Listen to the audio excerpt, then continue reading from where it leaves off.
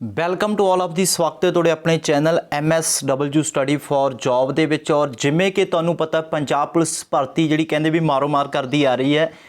ਲਗਭਗ ਤੁਹਾਡੇ ਕੋਲ 2 4 5 ਦਿਨਾਂ ਦੇ ਵਿੱਚ ਕਹਿਣ ਦਾ ਮਤਲਬ 15 ਜੁਲਾਈ ਦੇ ਤਕਰੀਬਨ ਤੁਹਾਡੇ ਕੋਲ ਜਿਹੜਾ ਨੋਟੀਫਿਕੇਸ਼ਨ ਤੁਹਾਡੇ ਹੱਥ ਵਿੱਚ ਹੋਏਗਾ, ਆਨਲਾਈਨ ਅਪਲਾਈ ਹੋਏਗਾ ਕਾਂਸਟੇਬਲ ਪੋਸਟਾਂ ਵਾਸਤੇ। ਔਰ ਜਿਹੜੀਆਂ ਪੋਸਟਾਂ ਆਪਣੀਆਂ सब इंस्पैक्टर ਦੀਆਂ ਉਹਨਾਂ ਵਾਸਤੇ 5 ਜੁਲਾਈ ਤੋਂ ਅਪਲਾਈ ਹੋ ਚੁੱਕਿਆ ਹੋਣੇ ਸਟਾਰਟ ਹੋ ਜਾਏਗਾ। ਕਹਿਣ ਦਾ ਮਤਲਬ ਉਹਨਾਂ ਦਾ ਬਿਲਕੁਲ ਜਿਹੜਾ ਉਹਨਾਂ ਨੇ ਦੱਸ ਦਿੱਤਾ, ਕਲੀਅਰ ਕਰ ਦਿੱਤਾ। ਪਰ ਕਾਂਸਟੇਬਲ ਦੀਆਂ ਅਸਾਮੀਆਂ ਜਲਦੀ ਹੀ 15 ਜੁਲਾਈ ਤੋਂ ਪਹਿਲਾਂ ਨੋਟੀਫਿਕੇਸ਼ਨ ਆ ਜਾਏਗਾ। ਸੋ ਉਸ ਦੇ ਅਕੋਰਡਿੰਗ ਹੀ ਅੱਜ ਆਪਣੀ ਡੈਮੋ ਕਲਾਸ ਹੈ। ਪੰਜਾਬ ਪੁਲਿਸ ਕਾਂਸਟੇਬਲ ਆ ਚਾਹੇ ਤੁਹਾਡਾ सब इंस्पैक्टर उस ਜਿਹੜਾ ਤੁਹਾਡਾ ਜਰਨਲ ਅਵੇਅਰਨੈਸ ਦਾ ਟੌਪਿਕ ਦਿੱਤਾ, ਉਸ ਦੇ ਵਿੱਚ ਤੁਹਾਡਾ ਦਿੱਤਾ ਕੌਨਸਟੀਟਿਊਸ਼ਨ ਦੇ ਵਿੱਚ ਬਹੁਤ ਸਾਰੇ ਟੌਪਿਕ ਆ। ਤਾਂ ਉਹਨਾਂ ਦੇ ਵਿੱਚ ਅੱਜ ਇੱਕ ਆਪਾਂ ਬਹੁਤ ਇੰਪੋਰਟੈਂਟ ਟੌਪਿਕ ਕਰਨ ਜਾ ਰਹੇ ਹਾਂ। ਇੱਕ ਚੀਜ਼ ਤੁਹਾਨੂੰ ਸਮਝ ਆਏਗੀ ਬਿਲਕੁਲ। ਟੌਪਿਕ ਆਪਣੇ ਕੋਲੇ ਕੌਨਸਟੀਟਿਊਸ਼ਨ ਐਂਡ ਇਟ ਇਜ਼ ਫੀਚਰ। ਉੱਥੇ ਦੇਖੋ ਲਿਖਿਆ ਹੋਇਆ ਕੌਨਸਟੀਟਿਊਸ਼ਨ ਐਂਡ ਇਟ ਇਜ਼ ਫੀਚਰ। ਤਾਂ ਬਹੁਤ ਸੋਹਣੇ ਕਹਿਣਗੇ ਕਿ ਉੱਥੇ ਤਾਂ ਇਹ ਲਿਖਿਆ ਕਿ ਮੌਲਿਕ ਅਧਿਕਾਰ ਤਾਂ ਉੱਥੇ ਲਿਖੇ ਹੀ ਨਹੀਂ, ਪਰ ਉੱਥੇ ਇੱਕ ਚੀਜ਼ ਇਹ ਲਿਖੀ ਹੈ ਕਿ ਇਟ ਇਜ਼ ਫੀਚਰ। ਤਾਂ ਸੰਵਿਧਾਨ ਦੇ ਫੀਚਰ ਕੀ ਨੇ? ਸੰਵਿਧਾਨ ਦੇ ਫੀਚਰ ਹੈ ਪ੍ਰਸਤਾਵਨਾ ਆ ਗਈ, ਕਠੋਰ ਲਚਕੀਲਾ ਆ ਗਿਆ, ਮੌਲਿਕ ਅਧਿਕਾਰ ਆ ਗਏ, ਮੌਲਿਕ ਕਰਤੱਵ ਆ ਗਏ।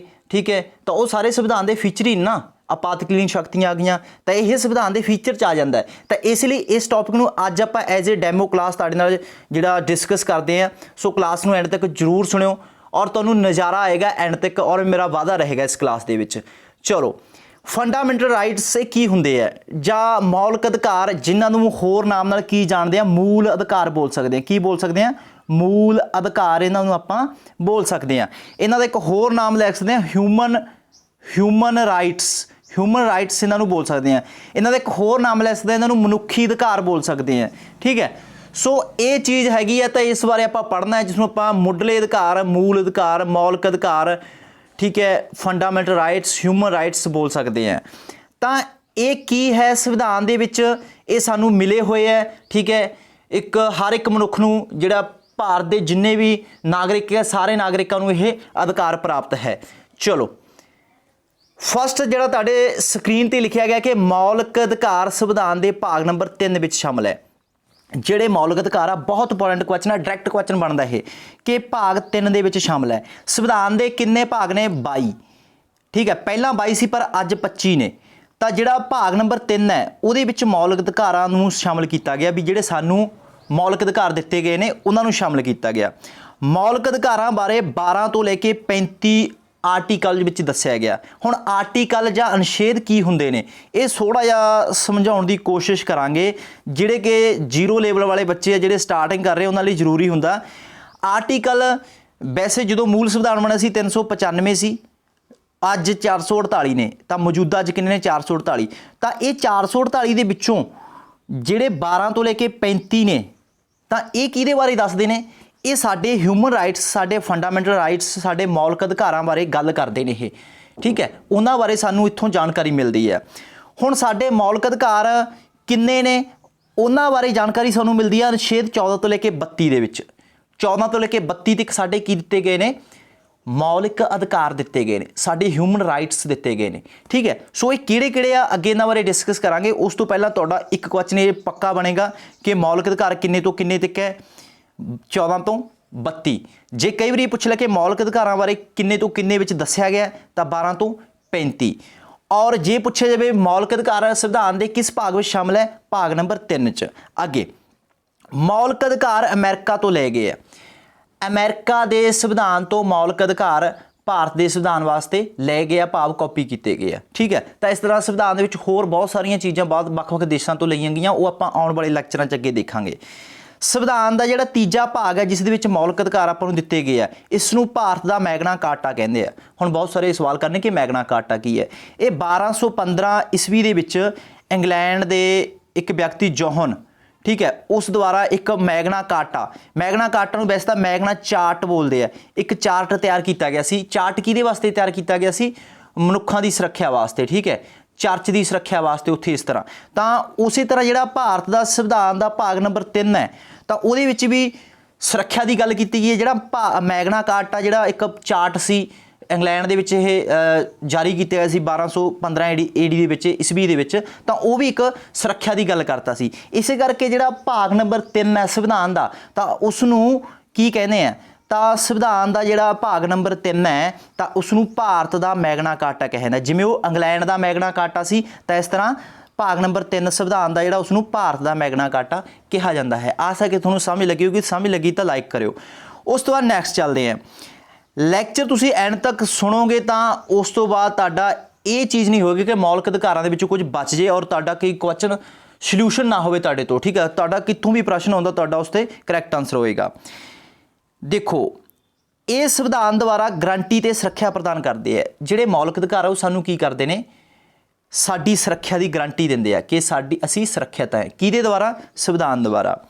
ਵਿਅਕਤੀ ਦੇ ਭੌਤਿਕ, ਬੌਧਿਕ, ਨੈਤਿਕ ਅਤੇ ਅਧਿਆਤਮਿਕ ਵਿਕਾਸ ਦੇ ਲਈ ਜ਼ਰੂਰੀ ਹਨ, ਠੀਕ ਹੈ। ਜਿਹੜੇ ਮੌਲਿਕ ਅਧਿਕਾਰ ਨੇ ਇਹ ਵਿਅਕਤੀ ਦੇ ਹਰ ਤਰ੍ਹਾਂ ਦੇ ਵਿਕਾਸ ਵਾਸਤੇ ਜ਼ਰੂਰੀ ਨੇ, ਠੀਕ ਹੈ। ਮੰਨ ਲਓ ਜੇ ਕਿਸੇ ਹੁਣ ਇਹ ਕਿਵੇਂ ਇੱਕ ਮੰਨ ਲਓ ਵੀ ਵਿਕਾਸ ਬਾਰੇ ਕਿਵੇਂ ਜ਼ਰੂਰੀ ਨੇ ਉਹ ਮੈਂ ਤੁਹਾਨੂੰ ਦੱਸਦਾ। ਕਹਿਣ ਦਾ ਮਤਲਬ ਕੀ ਹੈ ਇੱਥੇ ਕਿ ਕਿਸੇ ਵਿਅਕਤੀ ਨੇ ਨੌਕਰੀ ਪ੍ਰਾਪਤ ਕਰਨੀ ਹੈ, ਠੀਕ ਹੈ। ਸਾਨੂੰ ਇਹ ਅਧਿਕਾਰ ਮਿਲਿਆ ਕਿ ਅਸੀਂ ਨੌਕਰੀ ਲੈ ਸਕਦੇ ਹਾਂ, ਸਰਕਾਰੀ ਚਾਹੇ ਪ੍ਰਾਈਵੇਟ ਜਿੱਥੇ ਵੀ, ਠੀਕ ਹੈ। ਜੇ ਸਾਡਾ ਇਹ ਅਧਿਕਾਰ ਖੋਹ ਲਿਆ ਫਿਰ ਅਸੀਂ ਵਿਕਾਸ ਕਿੱਥੋਂ ਕਰਾਂਗੇ? ਤਾਂ ਇਸੇ ਕਰਕੇ ਇਹ ਹੈ ਕਿ ਜਿਹੜੇ ਮੌਲਿਕ ਅਧਿਕਾਰ ਆ ਉਹ ਵਿਅਕਤੀ ਦੇ ਭੌਤਿਕ, ਬੌਧਿਕ, ਨੈਤਿਕ, ਅਧਿਆਤਮਿਕ ਸਾਰੇ ਤਰ੍ਹਾਂ ਦੇ ਵਿਕਾਸ ਦੇ ਲਈ ਜ਼ਰੂਰੀ ਨੇ। ਸਮਝ ਗਏ ਹੋਵੋਗੇ। ਅੱਗੇ ਹੁਣ ਆਪਾਂ ਮੌਲਿਕ ਅਧਿਕਾਰਾਂ ਦੀ ਗਿਣਤੀ ਦੀ ਗੱਲ ਕਰ ਲਈ ਕਿ ਮੌਲਿਕ ਅਧਿਕਾਰ ਹੈ ਕਿੰਨੇ ਆ ਟੋਟਲ। ਇਹ ਬਹੁਤ ਇੰਪੋਰਟੈਂਟ ਕੁਐਸਚਨ ਆ। ਡਾਇਰੈਕਟ ਕੁਐਸਚਨ ਬਣਦਾ ਕਿ ਮੌਲਿਕ ਅਧਿਕਾਰਾਂ ਦੀ ਗਿਣਤੀ ਕਿੰਨੀ ਹੈ, ਮੌਜੂਦਾ ਕਿੰਨੀ ਹੈ, ਪਹਿਲਾਂ ਕਿੰਨੀ ਸੀ, ਉਹ ਗੱਲ ਕਰਾਂਗੇ। ਤਾਂ ਮੌਲਿਕ ਅਧਿਕਾਰ ਮੂਲ ਰੂਪ ਵਿੱਚ ਮੌਲਿਕ ਜਾਂ ਮੂਲ ਰੂਪ ਵਿੱਚ ਜਦੋਂ ਸੰਵਿਧਾਨ ਬਣਿਆ ਸੀ, ਮੁੱਢਲਾ ਸੰਵਿਧਾਨ ਉਹਨੂੰ, ਉਸ ਟਾਈਮ ਅਧਿਕਾਰ ਗਿਣਤੀ 7 ਸੀ। ਕਿੰਨੀ ਸੀ? 7। ਹੁਣ 7 ਕਿਹੜੇ ਆ ਉਹ ਵੀ ਆਪਾਂ ਦੇਖ ਲਈਏ। ਇੱਥੇ ਵੀ ਕੁਐਸਚਨ ਬਣਦਾ। ਸਭ ਤੋਂ ਪਹਿਲਾ ਮੌਲਿਕ ਅਧਿਕਾਰ ਸੀ ਸਮਾਨਤਾ ਦਾ ਅਧਿਕਾਰ ਦਿੱਤਾ ਗਿਆ ਸੀ ਸਾਨੂੰ। ਸਮਾਨਤਾ ਦਾ ਅਧਿਕਾਰ 14 ਤੋਂ ਲੈ ਕੇ 18 ਆਰਟੀਕਲ ਦੇ ਵਿੱਚ ਦਿੱਤਾ ਗਿਆ ਸੀ। ਭਾਵ 14 ਤੋਂ ਲੈ ਕੇ 18 ਤੱਕ ਜਿਹੜੇ ਅਨੁਛੇਦ ਆ 15, 16, 17 ਉਹਨਾਂ ਵਿੱਚ ਕਿਹਦੀ ਗੱਲ ਹੋਈ ਹੈ? ਸਮਾਨਤਾ ਦੀ। ਅੱਗੇ ਇਕੱਲੇ ਬਾਰੇ ਗੱਲ ਵੀ ਕਰਾਂਗੇ। ਫਿਰ ਆਪਾਂ ਨੂੰ ਦੂਜੇ ਨੰਬਰ ਦਾ ਜਿਹੜਾ ਮੌਲਿਕ ਅਧਿਕਾਰ ਮਿਲਿਆ, ਟੋਟਲ 7 ਸੀ ਮੂਲ ਸੰਵਿਧਾਨ ਦੇ ਵਿੱਚ। ਦੂਜੇ ਨੰਬਰ ਦਾ ਜਿਹੜਾ ਮਿਲਿਆ ਉਹ ਹੈ ਸੁਤੰਤਰਤਾ ਦਾ ਅਧਿਕਾਰ, ਜੋ ਕਿ ਕਿੱਥੋਂ ਤੋਂ ਕਿੱਥੇ ਤੱਕ ਹੈ? 19 ਤੋਂ ਲੈ ਕੇ 22 ਤੱਕ। ਆਪਾਂ ਹੁਣੇ ਗੱਲ ਕੀਤੀ ਸੀ ਟੋਟਲ ਕਿੱਥੋਂ ਲੈ ਕੇ ਆ? 14 ਤੋਂ ਲੈ ਕੇ 32 ਤੱਕ ਹੈ, ਠੀਕ ਹੈ। 14 ਤੋਂ ਲੈ ਕੇ 32 ਤੱਕ ਗੱਲ ਕਰਾਂਗੇ। ਉਸ ਤੋਂ ਬਾਅਦ ਸ਼ੋਸ਼ਣ ਦੇ ਵਿਰੁੱਧ ਅਧਿਕਾਰ। ਹਾਂਜੀ, ਗੱਲ ਕਰ ਰਹੇ ਹਾਂ ਅੱਗੇ। 3 ਨੰਬਰ ਆਪਣੇ ਕੋਲੇ ਜਿਹੜਾ ਅਧਿਕਾਰ ਹੈ ਉਹ ਹੈ ਸ਼ੋਸ਼ਣ ਦੇ ਵਿਰੁੱਧ ਅਧਿਕਾਰ, ਠੀਕ ਹੈ। ਸ਼ੋਸ਼ਣ ਦੇ ਵਿਰੁੱਧ ਅਧਿਕਾਰ ਕੀ ਹੈ? ਇਹ ਕਿੰਨੇ ਤੋਂ ਲੈ ਕੇ ਕਿੰਨੇ ਤੱਕ ਹੈ? ਇਹ 23 ਤੋਂ ਲੈ ਕੇ 24 ਤੱਕ ਹੈ। ਫਿਰ ਉਸ ਤੋਂ ਬਾਅਦ 4 ਨੰਬਰ ਤੇ ਕਿਹੜਾ ਹੈ? ਧਰਮ ਦੀ ਸੁਤੰਤਰਤਾ ਦਾ ਅਧਿਕਾਰ ਦਿੱਤਾ ਗਿਆ। ਧਰਮ ਦੀ ਸੁਤੰਤਰਤਾ ਦਾ ਅਧਿਕਾਰ ਹੈ ਕਿਸ ਅਨੁਛੇਦ ਦੇ ਵਿੱਚ ਹੈ? 25 ਤੋਂ ਲੈ ਕੇ 28 ਤੱਕ ਜਿਹੜੇ ਅਨੁਛੇਦ ਆਰਟੀਕਲ ਕਹਿ ਦਿੰਦੇ ਇੰਗਲਿਸ਼ ਦੇ ਵਿੱਚ, ਤਾਂ ਉਹਨਾਂ ਬਾਰੇ ਉਹਨਾਂ ਵਿੱਚ ਧਰਮ ਦੀ ਸੁਤੰਤਰਤਾ ਬਾਰੇ ਸਾਨੂੰ ਅਧਿਕਾਰ ਮਿਲਿਆ, ਉਹਦੇ ਬਾਰੇ ਦੱਸਿਆ ਗਿਆ ਪੂਰਾ ਵਰਣਨ ਦੇ ਵਿੱਚ, ਉਹ ਵੀ ਅੱਗੇ ਦੱਸਦੇ ਹਾਂ। ਸੱਭਿਆਚਾਰਕ ਅਤੇ ਸਿੱਖਿਆ ਸੰਬੰਧੀ ਅਧਿਕਾਰ 29 ਤੋਂ ਲੈ ਕੇ 30 ਅਨੁਛੇਦ ਦੇ ਵਿੱਚ ਕਿਹੜਾ ਸ਼ਾਮਲ ਹੈ?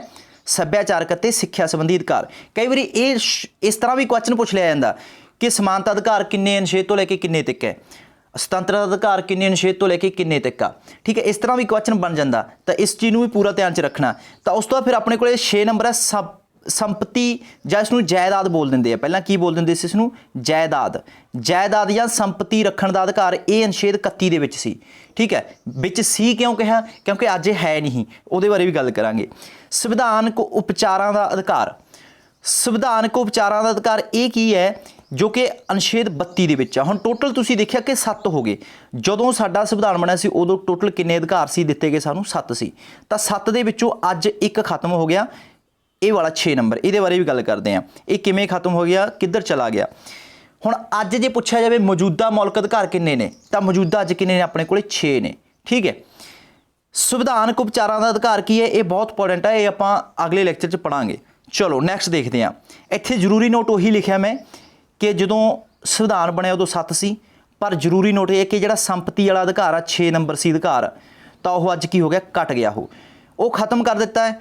ਕਦੋਂ ਖਤਮ ਕੀਤਾ ਸੀ? ਇੱਥੇ ਇੱਕ ਹੋਰ ਕੁਐਸਚਨ ਬਣਦਾ ਹੈ ਕਿ 44ਵੇਂ ਸੰਵਿਧਾਨ ਸੰਸ਼ੋਧਨ 1978 ਦੁਆਰਾ 44ਵੇਂ ਸੰਵਿਧਾਨ ਸੰਸ਼ੋਧਨ 1978 ਦੁਆਰਾ ਸੰਪਤੀ ਦਾ ਜਿਹੜਾ ਸਾਨੂੰ ਅਧਿਕਾਰ ਮਿਲਿਆ ਸੀ, ਜਾਇਦਾਦ ਰੱਖਣ ਦਾ ਅਧਿਕਾਰ ਮਿਲਿਆ ਸੀ, ਉਹ ਖਤਮ ਕਰ ਦਿੱਤਾ, ਠੀਕ ਹੈ।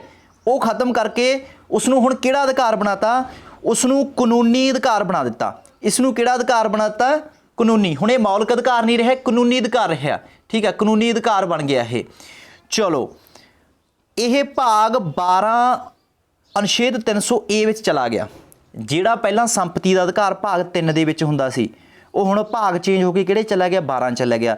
ਅਨੁਛੇਦ ਕਿਹੜੇ 'ਚ ਹੁੰਦਾ ਸੀ 31 ਦੇ ਵਿੱਚ, ਹੁਣ 31 ਅਨੁਛੇਦ 'ਚੋਂ ਚੇਂਜ ਹੋ ਕੇ ਕਿੱਥੇ ਚਲਾ ਗਿਆ ਅਨੁਛੇਦ 300 ਏ ਦੇ ਵਿੱਚ ਚਲਾ ਗਿਆ। ਦੇਖੋ ਐਡਾ ਬਦਲਾਵ ਹੋ ਗਿਆ ਹੈ ਨਾ। ਹੁਣ ਤੁਸੀਂ ਸਮਝ ਗਏ ਹੋਵੋਗੇ ਕਿ ਅੱਜ ਅਧਿਕਾਰ ਕਿੰਨੇ ਹੈ 6 ਹੈ। ਮੌਲਿਕ ਅਧਿਕਾਰ ਅੱਜ ਕਿੰਨੇ ਹੈ 6, ਪਹਿਲਾਂ ਕਿੰਨੇ ਸੀ 7, ਪਰ 7ਵਾਂ ਜਿਹੜਾ ਇੱਕ ਕੱਟ ਕੇ ਉਹਨੂੰ ਕਾਨੂੰਨੀ ਅਧਿਕਾਰ ਬਣਾ ਦਿੱਤਾ। ਕਦੋਂ ਬਣਾ ਦਿੱਤਾ ਗਿਆ 1978 ਸੰਵਿਧਾਨ ਸੰਸ਼ੋਧਨ ਦੁਆਰਾ, 44ਵੀਂ ਸੰਵਿਧਾਨ ਸੰਸ਼ੋਧਨ ਦੁਆਰਾ, ਔਰ ਹੁਣ ਉਹ ਕਿਹੜੇ ਭਾਗ ਚਲਾ ਗਿਆ 12 ਚਲਾ ਗਿਆ। ਠੀਕ ਹੈ, ਅਨੁਛੇਦ 300 ਏ ਦੇ ਵਿੱਚ ਉਹਨੂੰ ਸ਼ਾਮਲ ਕਰ ਲਿਆ ਗਿਆ। ਸਮਝ ਲੱਗੀ ਹੋਏਗੀ। ਅੱਗੇ ਚੱਲਦੇ ਹਾਂ ਤਾਂ ਉੱਥੇ ਆ ਗਈ ਗੱਲ ਕਿ ਅੱਜ ਮੌਲਿਕ ਅਧਿਕਾਰ ਕਿੰਨੇ ਨੇ 6। ਹੁਣ ਕੱਲੇ ਕੱਲੇ ਬਾਰੇ ਦੇਖਦੇ ਹਾਂ। ਸਭ ਤੋਂ ਪਹਿਲਾਂ ਆਪਣੇ ਕੋਲੇ ਸਮਾਨਤਾ ਦਾ ਮੌਲਿਕ ਅਧਿਕਾਰ ਹੈ, ਜਿਹਨੂੰ ਆਪਾਂ ਕੀ ਕਹਿੰਦੇ ਹਾਂ ਸਮਾਨਤਾ ਦਾ। ਤਾਂ ਇਹ ਕਿੰਨੇ ਤੋਂ ਕਿੰਨੇ ਆ 14 ਤੋਂ ਲੈ ਕੇ 18। ਹੁਣ 14 ਤੋਂ ਲੈ ਕੇ 18 ਦੇ ਵਿੱਚ ਸਭ ਤੋਂ ਪਹਿਲਾਂ ਜਿਹੜਾ ਆਰਟੀਕਲ 14 ਅਨੁਛੇਦ ਨੰਬਰ 14 ਉਹਦੇ ਵਿੱਚ ਕੀ ਲਿਖਿਆ ਦੇਖੋ। ਇਹਦੇ ਵਿੱਚ ਸਾਨੂੰ ਕਈ ਤਰ੍ਹਾਂ ਦੀਆਂ ਸਮਾਨਤਾਵਾਂ ਦਿੱਤੀਆਂ ਗਈਆਂ। ਸਮਾਨਤਾ ਨਾਲ ਸਮਝ ਗਏ ਕਿ ਇਹ ਅਧਿਕਾਰ ਅਜਿਹਾ ਅਧਿਕਾਰ ਹੈ ਕਿ ਹਰੇਕ ਚੀਜ਼ ਨੂੰ ਸਮਾਨ ਸਮਝਣਾ, ਹਰੇਕ ਨੂੰ ਸਮਾਨ ਮੌਕੇ ਦੇਣਾ। ਸਭ ਤੋਂ ਪਹਿਲੀ ਸਮਾਨਤਾ ਸਾਨੂੰ ਆਰਟੀਕਲ 14 ਦੇ ਵਿੱਚ ਕੀ ਦਿੱਤੀ ਗਈ ਹੈ ਕਿ ਕਾਨੂੰਨ ਦੇ ਸਾਹਮਣੇ ਸਾਰੇ ਸਮਾਨ ਹਨ। ਇਸ ਦਾ ਮਤਲਬ ਕੀ ਹੁੰਦਾ ਹੈ ਕਿ ਕਾਨੂੰਨ ਦੇ ਸਾਹਮਣੇ ਸਾਰੇ ਸਮਾਨ ਹੈ। ਮੰਨ ਲਓ ਜੇ ਕਿਸੇ ਨੇ ਚੋਰੀ ਕੀਤੀ ਹੈ, ਠੀਕ ਹੈ, ਜੇ ਕਿਸੇ ਨੇ ਅਪਰਾਧ ਕੀਤਾ ਹੈ, ਚਾਹੇ ਉਹ ਡੀਸੀ ਹੈ, ਚਾਹੇ ਉਹ ਮੁੱਖ ਮੰਤਰੀ ਹੈ, ਠੀਕ ਹੈ, ਚਾਹੇ ਉਹ ਕਿਸੇ ਵੀ ਅਹੁਦੇ ਦਾ ਅਮੀਰ ਹੈ, ਗਰੀਬ ਹੈ, ਤਾਂ ਕਾਨੂੰਨ ਦੇ ਸਾਹਮਣੇ ਸਾਰੇ ਸਮਾਨ ਨੇ। ਠੀਕ ਹੈ, ਸਾਰਿਆਂ ਨੂੰ ਸਜ਼ਾ ਬਰਾਬਰ ਮਿਲੂ। ਜੇ ਮੰਨ ਲਓ ਕਿਸੇ ਨੇ ਕਤਲ ਕੇਸ ਦੇ ਵਿੱਚ ਸਜ਼ਾ ਹੋ ਗਈ ਉਹਨੂੰ, ਠੀਕ ਹੈ, ਤਾਂ ਸਾਰਿਆਂ ਨੂੰ ਕਤਲ ਕੇਸ ਦੇ ਵਿੱਚ ਜੇ ਮੰਨ ਲਓ 300 ਸ਼ਾਇਦ 2 ਲੱਗਦੀ ਹੈ ਜਿਹੜੀ ਉਸਦਾ ਕੇਸ ਦੀ ਆਪਾਂ ਧਾਰਾ ਹੁੰਦੀ ਹੈ, ਠੀਕ ਹੈ, ਤਾਂ ਉਸ ਦੇ ਵਿੱਚ ਕੀ ਹੁੰਦਾ ਮੰਨ ਲਓ ਜੇ ਕਤਲ ਕੇਸ ਹੁੰਦਾ ਤਾਂ ਉਹਨੂੰ ਮਤਲਬ 20 ਸਾਲ ਦੀ ਸਜ਼ਾ, ਠੀਕ ਹੈ। ਜੇ ਕਿਸੇ ਇੱਕ ਗਰੀਬ ਬੰਦੇ ਨੇ ਕਤਲ ਕੀਤਾ ਤਾਂ ਵੀ 20 ਸਾਲ ਦੀ ਸਜ਼ਾ ਮਿਲੂ। ਜੇ ਕਿਸੇ ਅਮੀਰ ਬੰਦੇ ਨੇ ਕੋਈ ਕਤਲ ਕਰ ਦਿੱਤਾ ਹੈ ਜਾਂ ਅਪਰਾਧ ਕਰ ਦਿੱਤਾ ਫਿਰ ਵੀ ਉਹਨੂੰ ਵੀ 20 ਸਾਲ ਦੀ ਸਜ਼ਾ ਮਿਲੂ। ਕਹਿਣ ਦਾ ਮਤਲਬ ਇਹੀ ਹੈ ਕਿ 14 ਆਰਟੀਕਲ 'ਚ ਇਹੀ ਲਿਖਿਆ ਕਿ ਕਾਨੂੰਨ ਦੇ ਸਾਹਮਣੇ ਸਾਰੇ ਕੀ ਨੇ ਸਮਾਨ ਨੇ। ਸਮਝ ਗਏ ਹੋਣਗੇ। ਅਗਲਾ ਆਰਟੀਕਲ ਕੀ ਹੈ ਆਰਟੀਕਲ 15 ਨੰਬਰ। 15 ਨੰਬਰ ਦੇ ਵਿੱਚ ਕੀ ਲਿਖਿਆ, ਕਿਹੜੀ ਸਮਾਨਤਾ ਦਿੱਤੀ ਗਈ ਆਪਾਂ ਨੂੰ 15 'ਚ ਦਿੱਤੀ ਗਈ ਹੈ ਕਿ ਧਰਮ, ਇੱਥੇ ਕੌਮਾ ਲਗਾ ਲਿਓ, ਧਰਮ ਮੂਲ ਜਾਂ ਵੰਸ਼, ਇੱਥੇ ਕੌਮਾ ਲਗਾ ਲਿਓ, ਲਿੰਗ ਜਾਤੀ ਜਨਮ, ਠੀਕ ਹੈ। ਧਰਮ ਮੂਲ ਵੰਸ਼ ਲਿੰਗ ਜਾਤੀ ਜਨਮ ਉੱਤੇ ਕੋਈ ਭੇਦਭਾਵ ਨਹੀਂ, ਠੀਕ ਹੈ। ਇੱਕ ਚੀਜ਼ ਸਾਨੂੰ ਇਹ ਸਮਾਨਤਾ ਦਿੱਤੀ ਗਈ ਹੈ ਕਿ ਜੇਕਰ ਅਸੀਂ ਭਾਰਤ ਦੇ ਵਿੱਚ ਸਾਡਾ ਜਨਮ ਚਾਹੇ ਪੰਜਾਬ 'ਚ ਹੋ ਗਿਆ, ਸਾਡਾ ਚਾਹੇ ਲਗਭਗ ਕਿਸੇ ਵੀ ਜਗ੍ਹਾ 'ਤੇ ਜਨਮ ਹੋਇਆ, ਠੀਕ ਹੈ, ਅਤੇ ਜਨਮ ਦੇ ਆਧਾਰ 'ਤੇ ਕੋਈ ਭੇਦਭਾਵ ਨਹੀਂ ਕੀਤਾ ਜਾਊਗਾ ਅਤੇ ਧਰਮ ਦੇ ਆਧਾਰ 'ਤੇ ਕੋਈ ਭੇਦਭਾਵ ਨਹੀਂ ਕੀਤਾ ਜਾਊਗਾ, ਠੀਕ ਹੈ। ਇਹ ਵੀ ਸਾਨੂੰ ਸਮਾਨਤਾ। ਇੱਥੇ ਦੇਖੋ ਆਪਣੇ ਭਾਰਤ 'ਚ ਸਿੱਖ ਵੀ ਹੈ, ਈਸਾਈ ਵੀ ਹੈ, ਮੁਸਲਿਮ ਵੀ ਹੈ, ਹਿੰਦੂ ਵੀ ਹੈ, ਬੋਧੀ ਵੀ ਹੈ, ਜੈਨੀ ਵੀ ਹੈ, ਠੀਕ ਹੈ। ਕਿਸੇ ਨਾਲ ਕੋਈ ਭੇਦਭਾਵ ਨਹੀਂ ਰੱਖਿਓ, ਹਰੇਕ ਨੂੰ ਅਧਿਕਾਰ ਦਿੱਤਾ ਜਾਊਗਾ, ਹਰੇਕ ਨੂੰ ਸਮਾਨ ਅਧਿਕਾਰ ਹੈ। ਜੈਨੀ ਵੀ ਨੌਕਰੀ ਲੈ ਸਕਦੇ ਆ, ਬੋਧੀ ਵੀ ਲੈ ਸਕਦੇ ਆ, ਠੀਕ ਹੈ। ਇਸ ਤਰ੍ਹਾਂ ਈਸਾਈ ਵੀ ਨੌਕਰੀ ਲੈ ਸਕਦੇ ਆ ਜਿਹੜੇ ਪੰਜਾਬ ਦੇ ਵਿੱਚ ਭਾਰਤ ਦੇ ਨਾਗਰਿਕ ਹੈਗੇ ਨੇ, ਠੀਕ ਹੈ। ਤਾਂ ਇਹ ਚੀਜ਼ ਹੈਗੀ ਹੈ ਕਿ ਧਰਮ ਦੇ ਆਧਾਰ 'ਤੇ ਮੂਲ ਜਾਂ ਵੰਸ਼ ਦੇ ਆਧਾਰ 'ਤੇ ਜਾਂ ਲਿੰਗ ਦੇ ਆਧਾਰ 'ਤੇ, ਲਿੰਗ ਦੇ ਆਧਾਰ 'ਤੇ ਕਿਵੇਂ ਚਾਹੇ ਮੁੰਡਾ ਚਾਹੇ ਕੁੜੀ ਸਾਰਿਆਂ ਨੂੰ ਬਰਾਬਰ ਅਧਿਕਾਰ ਦਿੱਤੇ ਜਾਣਗੇ, ਠੀਕ ਹੈ। ਤਾਂ ਜਾਤੀ ਦੇ ਅਧਿਕਾਰ 'ਤੇ ਚਾਹੇ ਕੋਈ ਵੀ ਜਾਤ ਹੈ, ਚਾਹੇ ਛੋਟੀ ਜਾਂ ਵੱਡੀ ਹੈ, ਜਾਂ ਆਪਾਂ ਨੂੰ ਪਤਾ ਕਿ SC ST ਇਸ ਤਰ੍ਹਾਂ ਸਾਰੀਆਂ ਜਾਤਾਂ ਨੂੰ ਅਧਿਕਾਰ ਦਿੱਤੇ ਜਾਂਦੇ ਆ। ਕਹਿਣ ਦਾ ਮਤਲਬ ਕਿ ਧਰਮ ਵੰਸ਼ ਲਿੰਗ ਜਾਤੀ ਜਨਮ ਦੇ ਆਧਾਰ 'ਤੇ ਕੋਈ ਭੇਦਭਾਵ ਨਹੀਂ ਹੋਊਗਾ, ਸਾਰਿਆਂ ਨੂੰ ਸਮਾਨ ਰੱਖਿਆ ਜਾਊਗਾ। ਇਹ 15 ਨੰਬਰ ਆਰਟੀਕਲ ਦੇ ਵਿੱਚ ਜਾਂ 15 ਨੰਬਰ ਅਨੁਛੇਦ ਦੇ ਵਿੱਚ ਇਹ ਗੱਲ ਕਹੀ ਗਈ ਹੈ ਸਮਾਨਤਾ ਦੇ ਅਧਿਕਾਰ 'ਚ। ਸਮਾਨਤਾ ਦੇ ਅਧਿਕਾਰ 'ਚ ਅੱਗੇ 16 ਨੰਬਰ ਅਨੁਛੇਦ ਕੀ ਕਹਿੰਦਾ ਹੈ, ਲਓ ਜੀ ਥੋੜ੍ਹਾ ਜਿਹਾ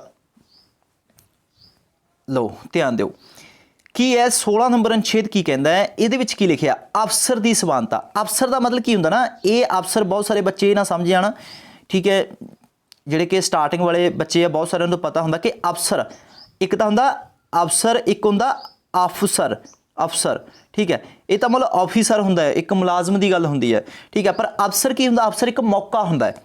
ਇਹ ਅਫਸਰ ਦਾ ਮਤਲਬ ਕੀ ਹੈ ਮੌਕਾ, ਇਸ ਦਾ ਮਤਲਬ ਕੀ ਹੈ ਮੌਕਾ, ਭਾਵ ਅਫਸਰ ਮੌਕਿਆਂ ਦੀ ਸਮਾਨਤਾ। ਮੌਕਿਆਂ ਦੀ ਸਮਾਨਤਾ ਸਮਝ ਗਏ ਤੁਸੀਂ ਕਿ ਸਾਰਿਆਂ ਨੂੰ ਮੌਕਾ ਦਿੱਤਾ ਜਾਊਗਾ। ਜਿਹੜੀਆਂ ਸਰਕਾਰੀ ਨੌਕਰੀਆਂ ਨਿਕਲਦੀਆਂ, ਹੁਣ ਆਪਾਂ ਸਰਕਾਰੀ ਨੌਕਰੀ ਪੰਜਾਬ ਪੁਲਿਸ ਦੀ ਹੈ, ਚਾਹੇ ਸਬ ਇੰਸਪੈਕਟਰ ਦੀ ਹੈ, ਚਾਹੇ ਪਟਵਾਰੀ ਹੈ, ਤਾਂ ਸਾਰਿਆਂ ਨੂੰ ਮੌਕਾ ਦਿੱਤਾ ਜਾ ਰਿਹਾ, ਅਫਸਰ ਸਾਰਿਆਂ ਨੂੰ ਦਿੱਤਾ ਜਾ ਰਿਹਾ, ਠੀਕ ਹੈ। ਇਹਨਾਂ ਨੌਕਰੀਆਂ ਵਾਸਤੇ ਵੀ ਭਾਈ ਸਾਰੇ ਭਰ ਸਕਦੇ ਆ, ਪਰ ਜਿਹ 'ਚ ਹਿੰਮਤ ਹੋਈ ਉਹ ਲੱਗ ਜੂਗਾ, ਹੈ ਨਾ। ਤਾਂ ਉਸ ਨੂੰ ਬੋਲਦੇ ਨੇ ਅਫਸਰ ਦੀ ਸਮਾਨਤਾ। ਸਾਨੂੰ ਕਿਹੜੀ ਸਮਾਨਤਾ, ਦੇਖੋ 3 ਸਮਾਨਤਾ ਹੋ ਗਈਆਂ, ਇੱਕ ਵਾਰੀ ਰਿਪੀਟ ਕਰ ਲਈਏ। ਸਮਾਨਤਾ ਦੇ ਅਧਿਕਾਰ ਵਿੱਚ 3 ਸਮਾਨਤਾ ਸਾਨੂੰ ਦਿੱਤੀਆਂ ਗਈਆਂ ਨੇ ਕਿਹੜੀਆਂ ਇੱਕ ਵਾਰੀ ਰਿਪੀਟ ਕਰ ਲਈਏ। ਪਹਿਲੀ ਸਮਾਨਤਾ ਕੀ ਹੈ ਕਿ ਕਾਨੂੰਨ ਦੇ ਸਾਹਮਣੇ ਸਮਾਨਤਾ। ਆਰਟੀਕਲ 15 'ਚ ਧਰਮ, ਮੂਲ, ਵੰਸ਼, ਲਿੰਗ ਅਤੇ ਜਾਤੀ ਦੇ ਜਨਮ ਦੇ ਆਧਾਰ ਉੱਤੇ ਕੋਈ ਭੇਦਭਾਵ ਨਹੀਂ ਕੀਤਾ ਜਾਊ, ਸਾਰਿਆਂ ਨੂੰ ਸਮਾਨ ਸਮਝਿਆ ਜਾਊ। ਅਫਸਰ ਦੀ ਸਮਾਨਤਾ ਦਿੱਤੀ ਜਾਊ ਤੇ ਛੂਤ ਛਾਤ ਦਾ ਵਿਰੋਧ। ਠੀਕ ਹੈ, ਇੱਕ ਸਾਨੂੰ ਸਮਾਨਤਾ ਕਿਹੜੀ ਦਿੱਤੀ ਕਿ ਛੂਤ ਛਾਤ ਦਾ ਵਿਰੋਧ ਕੀਤਾ ਜਾਊ। ਇਹ ਬਹੁਤ ਇੰਪੋਰਟੈਂਟ ਹੈ, ਡਾਇਰੈਕਟ ਪੁੱਛ ਲਿਆ ਜਾਂਦਾ ਕਿਸ ਆਰਟੀਕਲ ਵਿੱਚ ਲਿਖਿਆ ਹੈ ਕਿ ਛੂਤ ਛਾਤ ਦਾ ਵਿਰੋਧ। ਕਿਹੜਾ ਜਾਂ ਕਹਿ ਸਕਦੇ ਕਿਹੜਾ ਆਰਟੀਕਲ ਛੂਤ ਛਾਤ ਦੇ ਵਿਰੋਧੀ ਹੈ। ਠੀਕ ਹੈ, ਇਹ ਵੀ ਲਿਖਿਆ ਹੋ ਸਕਦਾ। ਹੁਣ ਛੂਤ ਛਾਤ ਦਾ ਵਿਰੋਧ ਦਾ ਮਤਲਬ ਕੀ ਹੈ, ਕਿਉਂਕਿ ਪੁਰਾਣੇ ਸਮੇਂ ਦੇ ਵਿੱਚ ਕੀ ਹੈ, 4 ਜਾਤਾਂ ਹੁੰਦੀਆਂ ਸੀ। 4 ਜਾਤਾਂ ਬ੍ਰਾਹਮਣ, ਸ਼ੂਦਰ, ਬੈਸ, ਕਸ਼ਤਰੀਏ। ਤਾਂ ਜਿਹੜੀ ਸ਼ੂਦਰ ਜਾਤ ਸਭ ਤੋਂ ਨੀਵੀਂ ਜਾਤ ਸੀ, ਤਾਂ ਜਿਹੜੀ ਉੱਚ ਜਾਤ ਸੀ ਉਹ ਤੋਂ ਕੀ ਕਰਦੀ ਹੁੰਦੀ ਸੀ, ਨਫ਼ਰਤ ਕਰਦੀ ਸੀ। ਠੀਕ ਹੈ, ਮੰਨ ਲਓ ਹੁਣ ਇੱਥੇ ਇਹ ਗੱਲ ਨਹੀਂ ਹੈਗੀ, ਮੰਨ ਲਓ ਜੇ ਵੈਸੇ ਆਪਾਂ ਇੱਕ ਐਗਜ਼ਾਮਪਲ ਲੈ ਰਹੇ ਹਾਂ, ਮੰਨ ਲਓ ਕੋਈ ਉੱਚ ਜਾਤੀ ਦਾ ਬੰਦਾ, ਠੀਕ ਹੈ, ਕਿਸੇ ਆਫਿਸ 'ਚ ਕੰਮ ਕਰ ਰਿਹਾ, ਚਾਹੇ ਉਹ SDM ਹੈ, ਚਾਹੇ ਉਹ ਪੰਜਾਬ ਪੁਲਿਸ ਦਾ ਕੋਈ DC ਹੈ, ਜਾਂ ਆਪਾਂ ਕਹਿ ਲਈਏ DC ਨਹੀਂ ਕਹਾਂਗੇ, ਸੌਰੀ SSP ਹੈ। ਤਾਂ ਇਹ ਨਹੀਂ ਹੈਗਾ ਕਿ ਮੰਨ ਲਓ ਉਹਦੇ ਕੋਈ ਛੋਟੀ ਜਾਤ ਦਾ ਗਿਆ, ਉਹਨਾਂ ਤੋਂ ਸੂਗ ਮੰਨੇ, ਉਹਨੂੰ ਛੂਹੇ ਨਾ। ਠੀਕ ਹੈ, ਛੂਤ ਛਾਤ ਦਾ ਮਤਲਬ ਇਹ ਹੈ ਕਿ ਅੱਜ ਕੱਲ੍ਹ ਜਿਹੜਾ 17 ਅਧਿਕਾਰ ਦੇ ਵਿੱਚ ਇਹੀ ਲਿਖਿਆ ਗਿਆ ਕਿ ਸਾਨੂੰ ਸਮਾਨਤਾ ਕੇ ਛੂਤ ਛਾਤ ਦਾ ਵਿਰੋਧ ਹੈ। ਠੀਕ ਹੈ, ਇਹਦੇ ਵਿੱਚ ਸਾਨੂੰ ਇਹ ਸਮਾਨਤਾ ਦਿੱਤੀ ਕਿ ਪਹਿਲਾਂ ਕੀ ਹੁੰਦਾ ਸੀ ਕਿ ਨੀਵੀਂ ਉੱਚੀਆਂ ਜਾਤਾਂ ਦੇ ਜਿਹੜੇ ਲੋਕ ਹੈ, ਆਰੀਆ ਸਭਿਅਤਾ ਦੇ ਸਮੇਂ ਨੀਵੀਂ ਜਾਤਾਂ ਨੂੰ ਛੂਹਦੇ ਵੀ ਨਹੀਂ ਸੀਗੇ, ਕਿ ਉਹਨਾਂ ਨੂੰ ਇਹ ਲੱਗਦਾ ਸੀ ਕਿ ਜੇ ਅਸੀਂ ਇਹਨਾਂ ਨੂੰ ਛੂਹ ਲਿਆ ਤਾਂ ਸਾਡੇ ਕਰਮ ਖਤਮ ਹੋ ਜਾਣਗੇ, ਅਸੀਂ ਪਿੱਟੇ ਜਾਵਾਂਗੇ। ਇਸ ਤਰ੍ਹਾਂ, ਠੀਕ ਹੈ, ਡਾਇਰੈਕਟ ਪੰਜਾਬੀ 'ਚ ਆਪਾਂ ਸ਼ਬਦ ਲੈ ਲਈ ਕਿ ਅਸੀਂ ਪਿੱਟੇ ਜਾਵਾਂਗੇ। ਠੀਕ ਹੈ, ਤਾਂ ਇਹ ਛੂਤ ਛਾਤ ਦੀ ਵਿਰੋਧ ਕੀਤਾ ਗਿਆ ਇਸ ਸਮਾਨਤਾ ਦੇ ਅਧਿਕਾਰ 'ਚ। ਇੱਕ ਰਹਿ ਗਿਆ ਆਪਣੇ ਕੋਲ 18 ਨੰਬਰ ਆਰਟੀਕਲ। 18 ਨੰਬਰ 'ਤੇ ਆ ਜਾਓ। 18 ਨੰਬਰ ਆਰਟੀਕਲ ਬਹੁਤ ਇੰਪੋਰਟੈਂਟ ਆ, ਵੈਸੇ ਸਮਝਣ ਦੀ ਕੋਸ਼ਿਸ਼ ਕਰੋ, ਬਹੁਤ ਸਾਰਿਆਂ ਨੂੰ ਇਹ ਨਹੀਂ ਪਤਾ ਹੁੰਦਾ। 18 ਨੰਬਰ ਦੇ ਵਿੱਚ ਕੀ ਕੀਤਾ ਗਿਆ, ਸਾਨੂੰ ਕਿਹੜੀ ਸਮਾਨਤਾ ਦਿੱਤੀ ਗਈ ਹੈ, ਉਪਾਧੀਆਂ ਦਾ ਅੰਤ ਕੀਤਾ ਗਿਆ। ਉਪਾਧੀ ਦਾ ਮਤਲਬ ਸਮਝੋ, ਉਪਾਧੀ ਜਿਵੇਂ ਆਪਾਂ ਦੇਖਿਆ ਸੀ, ਜਿਵੇਂ ਬਾਬਰ ਨੂੰ ਕਿਵੇਂ ਕਹਿੰਦੇ, ਤੁਸਕੇ ਬਾਬਰੀ, ਸੌਰੀ ਮਾਫ ਕਰਨਾ, ਜਿਵੇਂ ਮਹਾਰਾਜਾ ਰਣਜੀਤ ਸਿੰਘ ਨੂੰ ਸ਼ੇਰੇ ਪੰਜਾਬ ਕਿਹਾ ਜਾਂਦਾ ਸੀ, ਹੈ ਨਾ। ਇਸ ਤਰ੍ਹਾਂ ਵੀ ਉਪਾਧੀ ਦੇਣੀ ਕਿਸੇ ਨੂੰ, ਅਲੱਗ ਤੋਂ ਕੋਈ ਨਾਮ ਦੇਣਾ। ਠੀਕ ਹੈ, ਤਾਂ ਉਹ ਉਪਾਧੀਆਂ ਦਾ ਅੰਤ ਆਰਟੀਕਲ 18 ਦੇ ਵਿੱਚ ਕੀਤਾ ਗਿਆ। ਠੀਕ ਹੈ, ਕਿਹਦੇ ਵਿੱਚ ਕੀਤਾ ਗਿਆ, ਆਰਟੀਕਲ 18 ਦੇ ਵਿੱਚ। ਇਹ ਵੀ ਸਾਨੂੰ ਇੱਕ ਸਮਾਨਤਾ ਦਿੱਤੀ ਹੈ। ਇਹਨੂੰ ਥੋੜ੍ਹਾ ਜਿਹਾ ਪੜ੍ਹਦੇ ਹਾਂ ਆਪਾਂ ਡਿਟੇਲ ਦੇ ਵਿੱਚ। ਕੀ ਹੈ ਕਿ ਸੰਵਿਧਾਨ ਰਾਜ ਨੂੰ ਕੀ ਕਰਦਾ ਹੈ, ਸੰਵਿਧਾਨ ਰਾਜ ਨੂੰ ਸੈਨਿਕ ਜਾਂ ਅਕਾਦਮਿਕ ਪ੍ਰਾਪਤੀਆਂ ਤੋਂ ਬਿਨਾਂ ਹੋਰ ਕਿਸੇ ਵੀ ਤਰ੍ਹਾਂ ਦੀ ਉਪਾਧੀ ਦੇਣ ਤੋਂ ਮਨ੍ਹਾ ਕਰਦਾ ਹੈ। ਜਿਹੜਾ ਭਾਰਤ ਦਾ ਸੰਵਿਧਾਨ ਹੈ ਉਹ 'ਚ ਕੀ ਲਿਖਿਆ ਕਿ ਜਿਹੜਾ ਭਾਰਤ ਦਾ ਕੋਈ ਵੀ ਨਾਗਰਿਕ ਹੈ, ਠੀਕ ਹੈ, ਤਾਂ ਉਸ ਨੂੰ ਕਿਹੜੀਆਂ ਉਪਾਧੀਆਂ ਦਿੱਤੀਆਂ ਜਾ ਸਕਦੀਆਂ, ਜਾਂ ਤਾਂ ਸੈਨਿਕ ਉਪਾਧੀਆਂ ਜਾਂ ਅਕਾਦਮਿਕ ਖੇਤਰ। ਅਕਾਦਮਿਕ ਖੇਤਰ ਮਤਲਬ ਸਿੱਖਿਆ ਦੇ ਖੇਤਰ ਵਿੱਚ ਉਪਾਧੀਆਂ ਦਿੱਤੀਆਂ ਜਾ ਸਕਦੀਆਂ। ਹੋਰ ਕਿਸੇ ਤਰ੍ਹਾਂ ਦੀ ਕੋਈ ਵੀ ਉਪਾਧੀ ਭਾਰਤ ਦੇ ਨਾਗਰਿਕਾਂ ਨੂੰ ਨਹੀਂ ਦਿੱਤੀ ਜਾ ਸਕਦੀ। ਠੀਕ ਹੈ, ਔਰ ਇਹ ਨਿਰਧਾਰਿਤ ਕੀਤਾ ਗਿਆ ਕਿ ਭਾਰਤ ਵਿੱਚ ਕੋਈ ਵੀ ਨਾਗਰਿਕ ਕਿਸੇ ਬਾਹਰਲੇ ਰਾਜ ਤੋਂ ਕੋਈ ਉਪਾਧੀ ਪ੍ਰਵਾਨ ਨਹੀਂ ਕਰੇਗਾ। ਇੱਥੇ ਬਾਹਰਲੇ ਰਾਜ ਦਾ ਮਤਲਬ ਸਮਝੇ ਕੀ ਹੈ, ਰਾਜ ਦਾ ਮਤਲਬ ਦੇਸ਼ ਦੀ ਗੱਲ ਹੋ ਰਹੀ ਹੈ। ਇੱਥੇ ਭਾਰਤ ਨੂੰ ਵੀ ਰਾਜ ਕਿਹਾ ਗਿਆ, ਸੰਵਿਧਾਨ ਦੇ ਵਿੱਚ ਭਾਰਤ ਨੂੰ ਰਾਜ ਕਿਹਾ ਗਿਆ। ਇੱਥੇ ਦੇਖੋ, ਸੰਵਿਧਾਨ ਰਾਜ ਨੂੰ ਸੈਨਿਕ ਜਾਂ ਅਕਾਦਮਿਕ ਪ੍ਰਾਪਤੀਆਂ ਤੋਂ ਬਿਨਾਂ ਕਿਸੇ ਹੋਰ ਤਰ੍ਹਾਂ ਦੀ ਉਪਾਧੀ ਦੇਣ ਤੋਂ ਮਨ੍ਹਾ ਕਰਦਾ ਹੈ। ਮੈਂ ਦੁਬਾਰਾ ਰਿਪੀਟ ਕਰਦਾ ਕਿ ਜਿਹੜਾ ਸੰਵਿਧਾਨ ਆ ਉਹ ਕੀ ਕਹਿੰਦਾ ਹੈ, ਸੰਵਿਧਾਨ ਕਹਿੰਦਾ ਕਿ ਸਾਡੇ ਦੇਸ਼ ਦੇ ਵਿੱਚ ਸਿਰਫ ਕਿਹੜੀਆਂ ਉਪਾਧੀਆਂ ਦਿੱਤੀਆਂ ਜਾ ਸਕਦੀਆਂ ਨੇ, ਸੈਨਿਕ ਉਪਾਧੀਆਂ ਜਾਂ ਅਕਾਦਮਿਕ ਉਪਾਧੀਆਂ ਸਿੱਖਿਆ ਖੇਤਰ ਦੇ ਵਿੱਚ।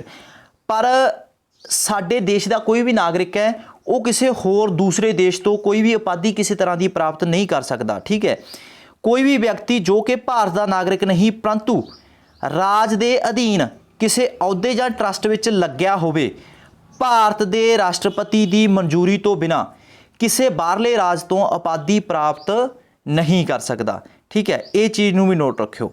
ਚਲੋ, ਇਹ ਤੁਹਾਨੂੰ ਸਮਝ ਲੱਗਿਆ ਹੋਊਗੀ। ਸਮਾਨਤਾ ਦਾ ਅਧਿਕਾਰ, ਅਧਿਕਾਰ ਨੰਬਰ 1 ਦੀ ਗੱਲ ਕੀਤੀ ਆਪਾਂ ਕਿ ਸਮਾਨਤਾ ਦੇ ਅਧਿਕਾਰ ਦੇ ਅੱਗੇ ਕਿਹੜੇ-ਕਿਹੜੇ ਆਰਟੀਕਲ ਆ ਜਾਂਦੇ ਆ। 14 ਤੋਂ ਲੈ ਕੇ, ਇੱਕ ਵਾਰ ਰਿਪੀਟ ਕਰ ਦਈਏ, 14, 15, 16, 17, 18 5 ਆਰਟੀਕਲ ਆ ਜਾਂਦੇ ਆ ਸਮਾਨਤਾ ਦੇ ਅਧਿਕਾਰ 'ਚ।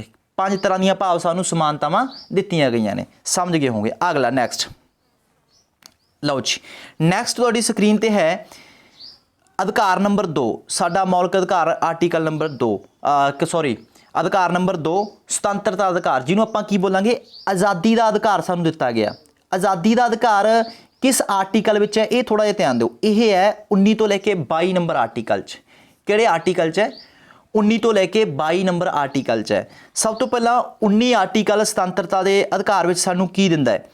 ਸਾਨੂੰ 5 ਤਰ੍ਹਾਂ ਦੀਆਂ ਆਜ਼ਾਦੀਆਂ ਦਿੰਦਾ ਹੈ। 5 ਤਰ੍ਹਾਂ ਦੀਆਂ ਆਜ਼ਾਦੀਆਂ ਕਿਹੜੀਆਂ? ਦੇਖੋ, ਭਾਸ਼ਣ ਅਤੇ ਵਿਚਾਰ ਦੇਣ ਦੀ ਆਜ਼ਾਦੀ, ਸੰਮੇਲਨ ਅਤੇ ਇਕੱਠ ਕਰਨ ਦੀ ਆਜ਼ਾਦੀ, ਸੰਘ ਬਣਾਉਣ ਦੀ ਆਜ਼ਾਦੀ, ਭਾਰਤ ਵਿੱਚ ਘੁੰਮਣ ਫਿਰਨ ਦੀ ਆਜ਼ਾਦੀ, ਨਿਵਾਸ ਦੀ ਆਜ਼ਾਦੀ, ਰੁਜ਼ਗਾਰ ਪ੍ਰਾਪਤ ਕਰਨ ਦੀ ਆਜ਼ਾਦੀ। ਐਗਜ਼ਾਮਪਲ ਦਿੰਦਾ ਮੈਂ ਕਿਵੇਂ। ਭਾਸ਼ਣ ਤੇ ਵਿਚਾਰ ਦੀ ਆਜ਼ਾਦੀ ਕਿਵੇਂ ਆ? ਇਹ ਮੰਨ ਲਓ ਹੁਣ ਮਾਫ ਕਰਨਾ, ਇਹ ਮੰਨ ਲਓ ਹੁਣ ਕਿਵੇਂ ਆ ਭਾਸ਼ਣ ਤੇ ਵਿਚਾਰ ਦੀ। ਹੁਣ ਸਾਡੇ ਮਾਈਂਡ 'ਚ ਕੋਈ ਵੀ ਵਿਚਾਰ ਚੱਲ ਰਿਹਾ, ਅਸੀਂ ਕਿਸੇ ਅੱਗੇ ਰੱਖ ਸਕਦੇ ਹਾਂ ਵਿਚਾਰ, ਕਿਤੇ ਵੀ ਅਸੀਂ ਭਾਸ਼ਣ ਦੇ ਸਕਦੇ ਹਾਂ। ਜਿਵੇਂ ਅੱਜ ਕੱਲ੍ਹ ਹੁਣ ਫੇਸਬੁੱਕ ਤੇ ਹੈ, ਉਹ ਸਾਡਾ ਅਧਿਕਾਰ ਹੈ ਬੋਲਣਾ, ਸਾਡਾ ਭਾਸ਼ਣ ਦੇਣਾ, ਸਾਡਾ ਵਿਚਾਰ ਰੱਖਣਾ ਸਾਡਾ ਅਧਿਕਾਰ ਹੈ। ਪਰ ਸਰਕਾਰਾਂ ਕੀ ਕਰ ਰਹੀਆਂ, ਗਲਤ ਤਰੀਕੇ ਨਾਲ ਉਹਨਾਂ ਭਾਸ਼ਣਾਂ ਨੂੰ, ਸਾਡੇ ਵਿਚਾਰਾਂ ਨੂੰ ਦਬਾਉਣ ਦੀ ਕੋਸ਼ਿਸ਼ ਕਰ ਰਹੀਆਂ, ਤਾਂ ਉਹ ਬਿਲਕੁਲ ਸੰਵਿਧਾਨ ਦੇ ਉਲਟ ਹੈ। ਠੀਕ ਹੈ, ਜੇਕਰ ਦੇਖਿਆ ਜਾਵੇ ਤਾਂ ਇਸ ਲਈ ਅਸੀਂ ਆਪਣਾ ਕੋਈ ਵੀ ਭਾਸ਼ਣ, ਕੋਈ ਵੀ ਵਿਚਾਰ ਰੱਖ ਸਕਦੇ ਹਾਂ, ਅਸੀਂ ਸਰਕਾਰ ਦੀ ਆਲੋਚਨਾ ਕਰ ਸਕਦੇ ਹਾਂ, ਇਹ ਸਾਡਾ ਅਧਿਕਾਰ ਹੈ। ਠੀਕ ਹੈ, ਇਹ ਭਾਸ਼ਣਾਂ ਦਾ ਜਾਂ ਵਿਚਾਰਾਂ ਦੁਆਰਾ। ਮੰਨ ਲਓ ਕਿਸੇ ਨੇ ਕੋਈ ਵਿਚਾਰ ਹੈ, ਮੰਨ ਲਓ ਕਿਸੇ ਦੇ ਮਾਈਂਡ 'ਚ ਕੋਈ ਵਿਚਾਰ ਆ ਗਿਆ, ਠੀਕ ਹੈ, 1 ਸੈਕਿੰਡ ਵੇਟ, ਕਿਸੇ ਦੇ ਮਾਈਂਡ 'ਚ ਕੋਈ ਵੀ ਵਿਚਾਰ ਆ ਗਿਆ ਕਿ ਆਪਣੇ ਦੇਸ਼ 'ਚ ਆਹ ਚੀਜ਼ ਹੋਣੀ ਚਾਹੀਦੀ ਹੈ, ਹੈ ਨਾ, ਪੋਜ਼ੀਟਿਵ ਵਿਚਾਰ ਹੋ ਗਿਆ, ਤਾਂ ਉਹਨੂੰ ਕੋਈ ਰੋਕ ਨਹੀਂ ਸਕਦਾ ਵੀ ਭਾਈ ਤੂੰ ਐਂ ਕਿਉਂ ਸੋਚਦਾ, ਤੂੰ ਦੇਸ਼ ਬਾਰੇ ਕਿਉਂ ਸੋਚ ਰਿਹਾ। ਹਰੇਕ ਬੰਦੇ ਦਾ ਆਪੋ ਆਪਣਾ ਵਿਚਾਰ ਹੁੰਦਾ, ਹਰੇਕ ਬੰਦੇ ਦਾ ਆਪੋ ਆਪਣੀ ਸੋਚ ਹੁੰਦੀ ਹੈ। ਠੀਕ ਹੈ, ਤਾਂ ਇਸ ਲਈ ਆਪਣੀ ਸੋਚ ਸੋਚਣ ਤੋਂ ਸਾਨੂੰ, ਆਪਣਾ ਵਿਚਾਰ ਰੱਖਣ ਤੋਂ ਸਾਨੂੰ ਕੋਈ ਰੋਕ ਨਹੀਂ ਸਕਦਾ। ਸੰਮੇਲਨ ਜਾਂ ਇਕੱਠ। ਸੰਮੇਲਨ ਜਾਂ ਇਕੱਠ ਦਾ ਮਤਲਬ ਆਪਾਂ ਨੂੰ ਪਤਾ ਹੀ ਹੈ, ਇਕੱਠ ਹੁੰਦੇ ਰਹਿੰਦੇ ਆ, ਕੋਈ ਸੰਮੇਲਨ ਹੋਈ, ਕੋਈ ਸਭਾ ਹੋ ਗਈ, ਤਾਂ ਕਿਸੇ ਵੀ ਤਰ੍ਹਾਂ ਦਾ ਇਕੱਠ ਆਪਾਂ ਕਰ ਸਕਦੇ ਹਾਂ ਪਰਮਿਸ਼ਨ ਲੈ ਕੇ। ਠੀਕ ਹੈ, ਕਿਉਂਕਿ ਸਾਨੂੰ ਆਪਣੀ ਸੰਵਿਧਾਨ ਦੇ ਵਿੱਚ ਆਜ਼ਾਦੀ ਦਿੱਤੀ ਗਈ ਹੈ, ਆਜ਼ਾਦੀ ਦੇ ਅਧਿਕਾਰ ਦੇ ਵਿੱਚ, ਸੁਤੰਤਰਤਾ ਦੇ ਅਧਿਕਾਰ ਵਿੱਚ। ਫਿਰ ਸੰਘ ਬਣਾਉਣ ਦੀ। ਸੰਘ ਬਣਾਉਣ ਦੀ ਆਪਾਂ ਨੂੰ ਪਤਾ ਹੈ ਕਿ ਕਿਸਾਨ ਯੂਨੀਅਨ ਕਿੰਨੇ ਸੰਘ ਹੈ, ਇਹਨਾਂ ਨੂੰ ਯੂਨੀਅਨ ਕਹਿ ਲਈਏ ਜਾਂ ਸੰਘ ਕਹਿ ਲਈਏ, ਤਾਂ ਅਸੀਂ ਕੋਈ ਵੀ ਤਰ੍ਹਾਂ ਜਿਵੇਂ ਬੇਰੁਜ਼ਗਾਰ ਬੀਐਡ ਯੂਨੀਅਨ ਹੋ ਗਈ, ਈਟੀਟੀ, ਇਹ ਸੰਘ ਬਣਾ ਸਕਦੇ ਹਾਂ। ਇਹ ਵੀ ਸਾਡਾ ਅਧਿਕਾਰ ਹੈ, ਸਾਨੂੰ ਯੂਨੀਅਨ ਜਾਂ ਸੰਘ ਬਣਾਉਣ ਦਾ ਸਾਨੂੰ ਆਜ਼ਾਦੀ ਦਿੱਤੀ ਗਈ ਹੈ, ਇਹ ਵੀ ਸਾਡੀ ਆਜ਼ਾਦੀ ਹੈ। ਜੇਕਰ ਅਸੀਂ 4 ਬੰਦੇ ਇਕੱਠੇ ਹੋ ਕੇ ਕੋਈ ਯੂਨੀਅਨ ਬਣਾਉਂਦੇ, ਸੰਘ ਬਣਾਉਂਦੇ ਆ, ਤਾਂ ਸਾਨੂੰ ਕੋਈ ਰੋਕ ਨਹੀਂ ਸਕਦਾ। ਠੀਕ ਹੈ, ਇਹ ਸਾਡਾ ਆਰਟੀਕਲ 19 ਦੇ ਵਿੱਚ ਸੁਤੰਤਰਤਾ ਦਾ ਅਧਿਕਾਰ ਸਾਨੂੰ ਦਿੱਤਾ ਗਿਆ। ਚਲੋ, ਭਾਰਤ ਵਿੱਚ ਘੁੰਮਣ ਫਿਰਨ ਦੀ ਆਜ਼ਾਦੀ। ਭਾਰਤ ਵਿੱਚ ਕਿਤੇ ਵੀ ਅਸੀਂ ਘੁੰਮ ਫਿਰ ਸਕਦੇ ਹਾਂ। ਠੀਕ ਹੈ, ਜਿੱਥੇ ਵੀ, ਕਿਸੇ ਵੀ ਸਟੇਟ ਦੇ ਵਿੱਚ, ਕਿਸੇ ਵੀ ਕੇਂਦਰ ਸ਼ਾਸਿਤ ਪ੍ਰਦੇਸ਼ ਦੇ ਵਿੱਚ ਅਸੀਂ ਜਾ ਕੇ ਘੁੰਮ ਸਕਦੇ ਹਾਂ, ਇਹ ਵੀ ਸਾਡੀ ਘੁੰਮਣ ਫਿਰਨ ਦੀ ਆਜ਼ਾਦੀ ਹੈ। ਨਿਵਾਸ। ਨਿਵਾਸ ਦਾ ਮਤਲਬ ਅਸੀਂ ਵੀ ਭਾਰਤ ਦੇ ਵਿੱਚ ਕਿਤੇ ਵੀ ਜਾ ਕੇ ਆਪਣਾ ਪਰਸਨਲ ਪਲਾਟ ਖਰੀਦ ਸਕਦੇ ਹਾਂ, ਉੱਥੇ ਆਪਣਾ ਘਰ ਪਾ ਸਕਦੇ ਹਾਂ, ਕੋਠੀ ਪਾ ਸਕਦੇ ਹਾਂ। ਠੀਕ ਹੈ, ਤਾਂ ਉਸ ਨੂੰ ਕੀ ਬੋਲਦੇ ਆ, ਨਿਵਾਸ। ਨਿਵਾਸ ਦੀ ਵੀ ਸਾਨੂੰ ਆਜ਼ਾਦੀ ਹੈ ਕਿ ਅਸੀਂ ਜਿਵੇਂ ਮੰਨ ਲਓ ਹੁਣ ਪ੍ਰਵਾਸੀ, ਜਿਵੇਂ ਅੱਜ ਕੱਲ੍ਹ ਹੀ ਮੰਨ ਲਓ ਝੋਨਾ ਲਾਉਣ ਆਇਆ ਬਿਹਾਰ ਤੋਂ, ਜਿਹੜੇ ਭਈਏ ਨੇ ਉਹ ਪੰਜਾਬ 'ਚ ਆ ਰਹੇ ਨੇ। ਠੀਕ ਹੈ, ਤਾਂ ਇੱਥੇ ਆ ਕੇ ਆਪਣਾ ਨਿਵਾਸ ਬਣਾ ਲੈਂਦੇ ਆ, ਤਾਂ ਇਹ ਚੀਜ਼ ਵੀ, ਇਹ ਵੀ ਸਾਨੂੰ ਆਜ਼ਾਦੀ ਹੈ। ਇੱਥੇ ਸਾਨੂੰ ਕੋਈ ਰੋਕ ਨਹੀਂ ਸਕਦਾ ਕਿ ਮਤਲਬ ਅਸੀਂ ਇੱਕ ਸਟੇਟ 'ਚ ਜਾ ਕੇ ਦੂਸਰੇ ਸਟੇਟ 'ਚ ਜਾ ਕੇ ਨਿਵਾਸ ਕਰ ਲਿਆ। ਠੀਕ ਹੈ, ਸਾਨੂੰ ਕੋਈ ਰੋਕੇ ਵੀ ਤੂੰ ਇੱਥੇ ਕਿਉਂ ਕਰ ਲਿਆ। ਠੀਕ ਹੈ, ਅਸੀਂ ਕਰ ਸਕਦੇ ਹਾਂ। ਚਲੋ, ਰੁਜ਼ਗਾਰ ਪ੍ਰਾਪਤ ਕਰਨਾ। ਰੁਜ਼ਗਾਰ ਪ੍ਰਾਪਤ ਕਰਨ ਦੀ ਵੀ ਸਾਨੂੰ ਆਜ਼ਾਦੀ ਹੈ, ਤਾਂ ਅਸੀਂ ਰੁਜ਼ਗਾਰ ਪ੍ਰਾਪਤ ਕਰ ਸਕਦੇ ਹਾਂ। ਰੁਜ਼ਗਾਰ ਅਸੀਂ, ਕਹਿਣ ਦਾ ਮਤਲਬ ਰੁਜ਼ਗਾਰ ਸਥਾਪਿਤ, ਪ੍ਰਾਪਤ ਨਹੀਂ, ਸਥਾਪਿਤ। ਸਥਾਪਿਤ ਦਾ ਮਤਲਬ ਅਸੀਂ ਆਪਣਾ ਪ੍ਰਾਈਵੇਟ ਕੋਈ ਵੀ ਅਦਾਰਾ, ਕੋਈ ਵੀ ਆਪਣਾ ਪ੍ਰਾਈਵੇਟ ਫੈਕਟਰੀ, ਕਿਸੇ ਵੀ ਤਰ੍ਹਾਂ ਦਾ ਆਪਣਾ ਪ੍ਰਾਈਵੇਟ ਧੰਦਾ, ਜਿਵੇਂ ਕੋਈ ਵੀ ਖੇਤੀਬਾੜੀ ਨਾਲ ਸੰਬੰਧ ਧੰਦਾ, ਤਾਂ ਉਹ ਆਪਣਾ ਰੁਜ਼ਗਾਰ ਅਸੀਂ ਸਥਾਪਿਤ ਕਰ ਸਕਦੇ ਹਾਂ। ਇਹ ਸਾਡਾ ਅਧਿਕਾਰ ਹੈ, ਕੋਈ ਸਾਨੂੰ ਰੋਕ ਨਹੀਂ ਸਕਦਾ। ਜੇ ਮੰਨ ਲਓ ਕਿਸੇ ਨੇ ਕੋਈ ਫੈਕਟਰੀ ਲਾ ਲਈ, ਕਿਸੇ ਨੇ ਗੁੜ ਵਾਲੀ ਘਲਾੜੀ ਲਾ ਲਈ ਜਾਂ ਖੰਡ ਦੀ ਫੈਕਟਰੀ ਲਾ ਲਈ, ਤਾਂ ਸਾਨੂੰ ਕੋਈ ਰੋਕ ਨਹੀਂ ਸਕਦਾ ਵੀ ਭਾਈ ਤੁਸੀਂ ਕਿਉਂ ਲਾਈ, ਪਰ ਪਰਮਿਸ਼ਨ ਦੇ ਨਾਲ। ਠੀਕ ਹੈ, ਪਰਮਿਸ਼ਨ ਲੈਣੀ ਪੈਂਦੀ ਇੱਕ ਵਾਰ। ਠੀਕ ਹੈ, ਸੋ ਅਸੀਂ ਲਗਾ ਸਕਦੇ ਹਾਂ। ਤਾਂ ਘਰ ਦੇ ਵਿੱਚ ਵੀ ਅਸੀਂ ਕੋਈ ਆਪਣਾ ਰੁਜ਼ਗਾਰ ਸਥਾਪਿਤ ਕਰ ਸਕਦੇ ਹਾਂ, ਤਾਂ ਸਾਨੂੰ ਕੋਈ ਰੋਕ ਸਕਦਾ। ਚਲੋ ਅਗਲਾ, ਆਰਟੀਕਲ 20 ਦੇ ਵਿੱਚ ਸਾਨੂੰ ਕਿਹੜੀ ਆਜ਼ਾਦੀ ਮਿਲੀ ਹੈ? ਦੇਖੋ, ਆਜ਼ਾਦੀ ਦਾ ਅਧਿਕਾਰ ਕਿੰਨੇ ਤੋਂ ਕਿੰਨੇ ਤੱਕ ਹੈ? ਇੱਕ ਵਾਰ ਰਿਪੀਟ ਕਰ ਦਈਏ, 19 ਤੋਂ ਲੈ ਕੇ 22 ਤੱਕ। 20 ਦੇ ਵਿੱਚ ਕਿਹੜੀ ਆਜ਼ਾਦੀ ਮਿਲੀ ਹੈ ਸਾਨੂੰ? ਅਪਰਾਧ ਦੇ ਦੋਸ਼ ਵਿੱਚ ਸੁਰੱਖਿਆ। ਠੀਕ ਹੈ, ਆਰਟੀਕਲ 20 ਦੇ ਵਿੱਚ ਸਾਨੂੰ ਕਿਹੜੀ ਆਜ਼ਾਦੀ ਦਿੱਤੀ ਗਈ ਹੈ? ਅਪਰਾਧ ਕਰਨ ਦੇ ਦੋਸ਼ ਵਿੱਚ ਸਾਨੂੰ ਸੁਰੱਖਿਆ ਦਿੱਤੀ ਜਾਂਦੀ ਹੈ। ਇਹ ਕਿਵੇਂ ਆ? ਦੇਖੋ, ਮੰਨ ਲਓ ਕਿਸੇ ਵਿਅਕਤੀ ਨੇ ਅਪਰਾਧ ਕਰਤਾ, ਠੀਕ ਹੈ, ਤਾਂ ਉਸ ਨੂੰ ਮੰਨ ਲਓ ਇੱਕ ਅਪਰਾਧੀ ਨੂੰ 21 ਸਜ਼ਾ ਮਿਲੂ। ਇਹ ਨਹੀਂ ਮੰਨ ਲਓ ਕਿਸੇ ਨੇ ਇੱਕ ਅਪਰਾਧ ਕੀਤਾ, ਕਿਸੇ ਨੇ ਚੋਰੀ ਕਰ ਲਈ, ਠੀਕ ਹੈ, ਉਹਨੂੰ ਚੋਰੀ ਦੀ ਹੀ ਸਜ਼ਾ ਮਿਲੂ। ਚੋਰੀ ਦੇ ਵਿੱਚ ਕਿੰਨੇ ਸਾਲ ਦੀ ਸਜ਼ਾ? 19 ਹੀ ਸਜ਼ਾ ਮਿਲੂ। ਇਹ ਨਹੀਂ ਕਿ ਉਸ ਦੇ ਹੋਰ ਧਾਰਾਵਾਂ ਲੱਗ ਜਾਣ। ਠੀਕ ਹੈ, ਇੱਕ ਇਹ ਸਾਡੇ ਕੋਲੇ ਹੁੰਦਾ। ਆਪਣਾ ਬਚਾਵ ਰੱਖਣ ਦਾ ਅਧਿਕਾਰ ਵੀ ਸਾਡੇ ਕੋਲੇ ਹੁੰਦਾ ਹੈ। ਅਪਰਾਧ ਦੇ ਦੋਸ਼ ਤੋਂ ਸੁਰੱਖਿਆ ਕਿਵੇਂ ਮਿਲਦੀ ਹੈ? ਠੀਕ ਹੈ, ਕਾਨੂੰਨ ਵਿੱਚ ਅਪਰਾਧ ਕਰਨ ਵਾਲੇ ਸਿਰਫ ਸਜ਼ਾ, ਭਾਵ ਕਾਨੂੰਨ ਵਿੱਚ ਅਪਰਾਧ ਕਰਨ ਵਾਲੇ ਸਜ਼ਾ ਸਿਰਫ। ਇਹਦਾ ਮਤਲਬ ਕੀ ਹੈ? ਇਹਦਾ ਮਤਲਬ ਇਹ ਹੈ, ਥੋੜ੍ਹਾ ਜਿਹਾ ਇੱਥੇ ਮਿਸਟੇਕ ਹੋਈ ਹੈ। ਇਸ ਦਾ ਮਤਲਬ ਇਹ ਹੈ ਕਿ ਜਿਹੜੇ ਅਸੀਂ ਅਪਰਾਧ ਕੀਤਾ, ਸਜ਼ਾ ਵੀ ਸਿਰਫ ਉਸੇ ਹੀ ਅਪਰਾਧ ਦੀ ਦਿੱਤੀ ਜਾਊਗੀ। ਇਹ ਕਾਨੂੰਨ ਦੇ ਵਿੱਚ ਹੈ ਲਿਖਿਆ ਹੋਇਆ। ਠੀਕ ਹੈ, ਤਾਂ ਹੋਰ ਕਿਸੇ ਅਪਰਾਧ ਦੀ ਸਜ਼ਾ ਸਾਡੇ ਤੇ ਕੋਈ ਨਹੀਂ ਮਿੱਥ ਸਕਦਾ ਜਾਂ ਥੱਪ ਸਕਦਾ। ਅੱਗੇ ਦੇਖਦੇ ਹਾਂ 21 ਨੰਬਰ, ਆਰਟੀਕਲ 21 'ਚ ਕੀ ਲਿਖਿਆ? ਦੇਖੋ, ਆਰਟੀਕਲ 21 ਕਹਿੰਦਾ ਪ੍ਰਾਣ ਦਹਿਕ ਜੀਵਨ ਦੀ ਸੁਰੱਖਿਆ। ਸਿੰਪਲ ਜਿਹਾ ਗੱਲ ਹੈ ਕਿ ਸਾਨੂੰ ਜੀਵਨ ਦਾ ਅਧਿਕਾਰ ਹੈ। ਜੀਵਨ ਦਾ ਅਧਿਕਾਰ ਪਾਉਣ ਨੂੰ ਸਾਨੂੰ ਜਿਉਣ ਦਾ ਅਧਿਕਾਰ ਆ। ਮੰਨ ਲਓ ਜੇ ਕੋਈ ਵਿਅਕਤੀ ਚਿੱਟਾ ਕੁੜਤਾ ਪਜਾਮਾ ਪਾ ਕੇ, ठीक है, अपना लाइसेंस लैके पिस्तौल लैके ਜਾਂ बंदूक लैके घोड़ी लैके जा रहा, ਆਪਦਾ ਜੀਵਨ ਜਿਉ ਰਿਹਾ, ਮਜ਼ੇ ਕਰ ਰਿਹਾ ਹੈ ਨਾ, ਐਸ਼ਾਂ ਕਰ ਰਿਹਾ, ਅਸੀਂ ਉਹਨੂੰ ਰੋਕ ਥੋੜੀ ਸਕਦੇ ਭਾਈ ਤੂੰ ਕਿਉਂ ਕਰ ਰਿਹਾ ਹੈ, ਨਹੀਂ ਰੋਕ ਸਕਦੇ। ਠੀਕ ਹੈ, ਸਾਨੂੰ ਆਪਣਾ ਸਾਹ ਲੈਣ ਦਾ ਇੱਥੇ ਪ੍ਰਾਣ ਦਾ ਮਤਲਬ ਸਾਹ ਹੁੰਦਾ, ਦੈਹਿਕ ਜੀਵਨ ਜੀਣ ਦਾ ਸਾਨੂੰ ਅਧਿਕਾਰ ਹੈ ਆਰਟੀਕਲ 21 'ਚ। ਇਹ ਵੀ ਸਾਨੂੰ ਆਜ਼ਾਦੀ ਹੈ, ਅਸੀਂ ਚਾਹੇ ਕੁਛ ਪਹਿਨੀਏ ਕੁਛ ਪਾਈਏ। ਠੀਕ ਹੈ, ਉਹ ਸਾਡੀ ਜੀਵਨ ਜਿਉਣ ਦਾ ਅਧਿਕਾਰ ਸਾਨੂੰ ਮਿਲਿਆ ਆਰਟੀਕਲ 21 'ਚ। ਅੱਗੇ 21A, ਆਰਟੀਕਲ 21A, ਇਹਦੇ ਵਿੱਚ ਕੀ ਆਜ਼ਾਦੀ ਹੈ? ਦੇਖੋ ਗੱਲ ਹੋ ਰਹੀ ਹੈ ਆਜ਼ਾਦੀ ਦੇ ਅਧਿਕਾਰ ਦੀ। ਇੱਕ ਵਾਰੀ ਮੈਂ ਰਿਪੀਟ ਤਾਂ ਕਰਦਾ ਤਾਂ ਕਿ ਤੁਹਾਨੂੰ ਉਸੇ ਟੌਪਿਕ 'ਤੇ ਤੁਸੀਂ ਚਲੇ ਜਾਓ, ਉਸ ਨਾਲ ਜੁੜੇ ਰਹੋ। 21A ਦੇ ਵਿੱਚ ਕੀ ਹੈ? ਦੇਖੋ 21A ਦੇ ਵਿੱਚ 6 ਤੋਂ ਲੈ ਕੇ 14 ਸਾਲ ਦੇ ਬੱਚਿਆਂ ਦੇ ਲਈ ਜ਼ਰੂਰੀ ਤੇ ਮੁਫਤ ਸਿੱਖਿਆ ਕੀਤੀ ਗਈ ਹੈ। ਇਹ ਆਰਟੀਕਲ ਬਾਅਦ ਦੇ ਵਿੱਚ ਜੋੜਿਆ ਗਿਆ। ਦੇਖੋ ਜਿੱਥੇ ਜਿਹੜੇ ਇਕੱਲੇ ਆਰਟੀਕਲ ਹੈ ਡਾਇਰੈਕਟ, ਜਿਵੇਂ 21 ਲਿਖਿਆ 22 ਲਿਖਿਆ, ਜਦੋਂ ਕਿਸੇ ਵੀ ਆਰਟੀਕਲ ਦੇ ਨਾਲ 21A ਲੱਗ ਗਿਆ, 21B ਲੱਗ ਗਿਆ, 21C ਲੱਗ ਗਿਆ, ਇਸ ਤਰ੍ਹਾਂ ਐਗਜ਼ਾਮਪਲ, ਵੈਸੇ ਤਾਂ 21A ਹੀ ਹੈ, 21B ਨਹੀਂ ਹੈਗਾ। ਤਾਂ ਐਗਜ਼ਾਮਪਲ ਜਦੋਂ ਕਿਸੇ ਆਰਟੀਕਲ ਇਸ ਤਰ੍ਹਾਂ ਅਲਫਾਬੈਟੀਕਲ ਜਿਹੜਾ ਲੱਗ ਚੁੱਕਿਆ, ਠੀਕ ਹੈ, ਚਾਹੇ A B, ਤਾਂ ਉਹਦਾ ਮਤਲਬ ਇਹ ਸਮਝੋ ਕਿ ਉਹ ਬਾਅਦ ਦੇ ਵਿੱਚ ਜੋੜਿਆ ਗਿਆ, ਉਹ ਕਿਸੇ ਸੰਵਿਧਾਨ ਸੰਸ਼ੋਧਨ ਦੁਆਰਾ ਜੋੜਿਆ ਹੋਇਆ ਆਰਟੀਕਲ ਹੁੰਦਾ ਹੈ। ਹੁਣ ਦੇਖੋ 21A ਆਰਟੀਕਲ ਬਾਅਦ ਦੇ ਵਿੱਚ ਨਵਾਂ ਆਰਟੀਕਲ ਜੋੜਿਆ ਗਿਆ। ਇਹ ਆਰਟੀਕਲ ਕੀ ਹੈ? ਇਹ ਬਹੁਤ ਇੰਪੋਰਟੈਂਟ ਹੈ। ਇੱਥੋਂ ਜਿਹੜਾ ਬਿਲਕੁਲ ਡਾਇਰੈਕਟ ਕੁਐਸਚਨ ਤੁਹਾਡੇ ਲਈ ਬਣੇਗਾ। 21A 6 ਤੋਂ 14 ਸਾਲ ਦੇ ਬੱਚਿਆਂ ਲਈ ਇਹਦੇ ਵਿੱਚ ਜ਼ਰੂਰੀ ਅਤੇ ਮੁਫਤ ਸਿੱਖਿਆ ਰੱਖੀ ਗਈ ਹੈ।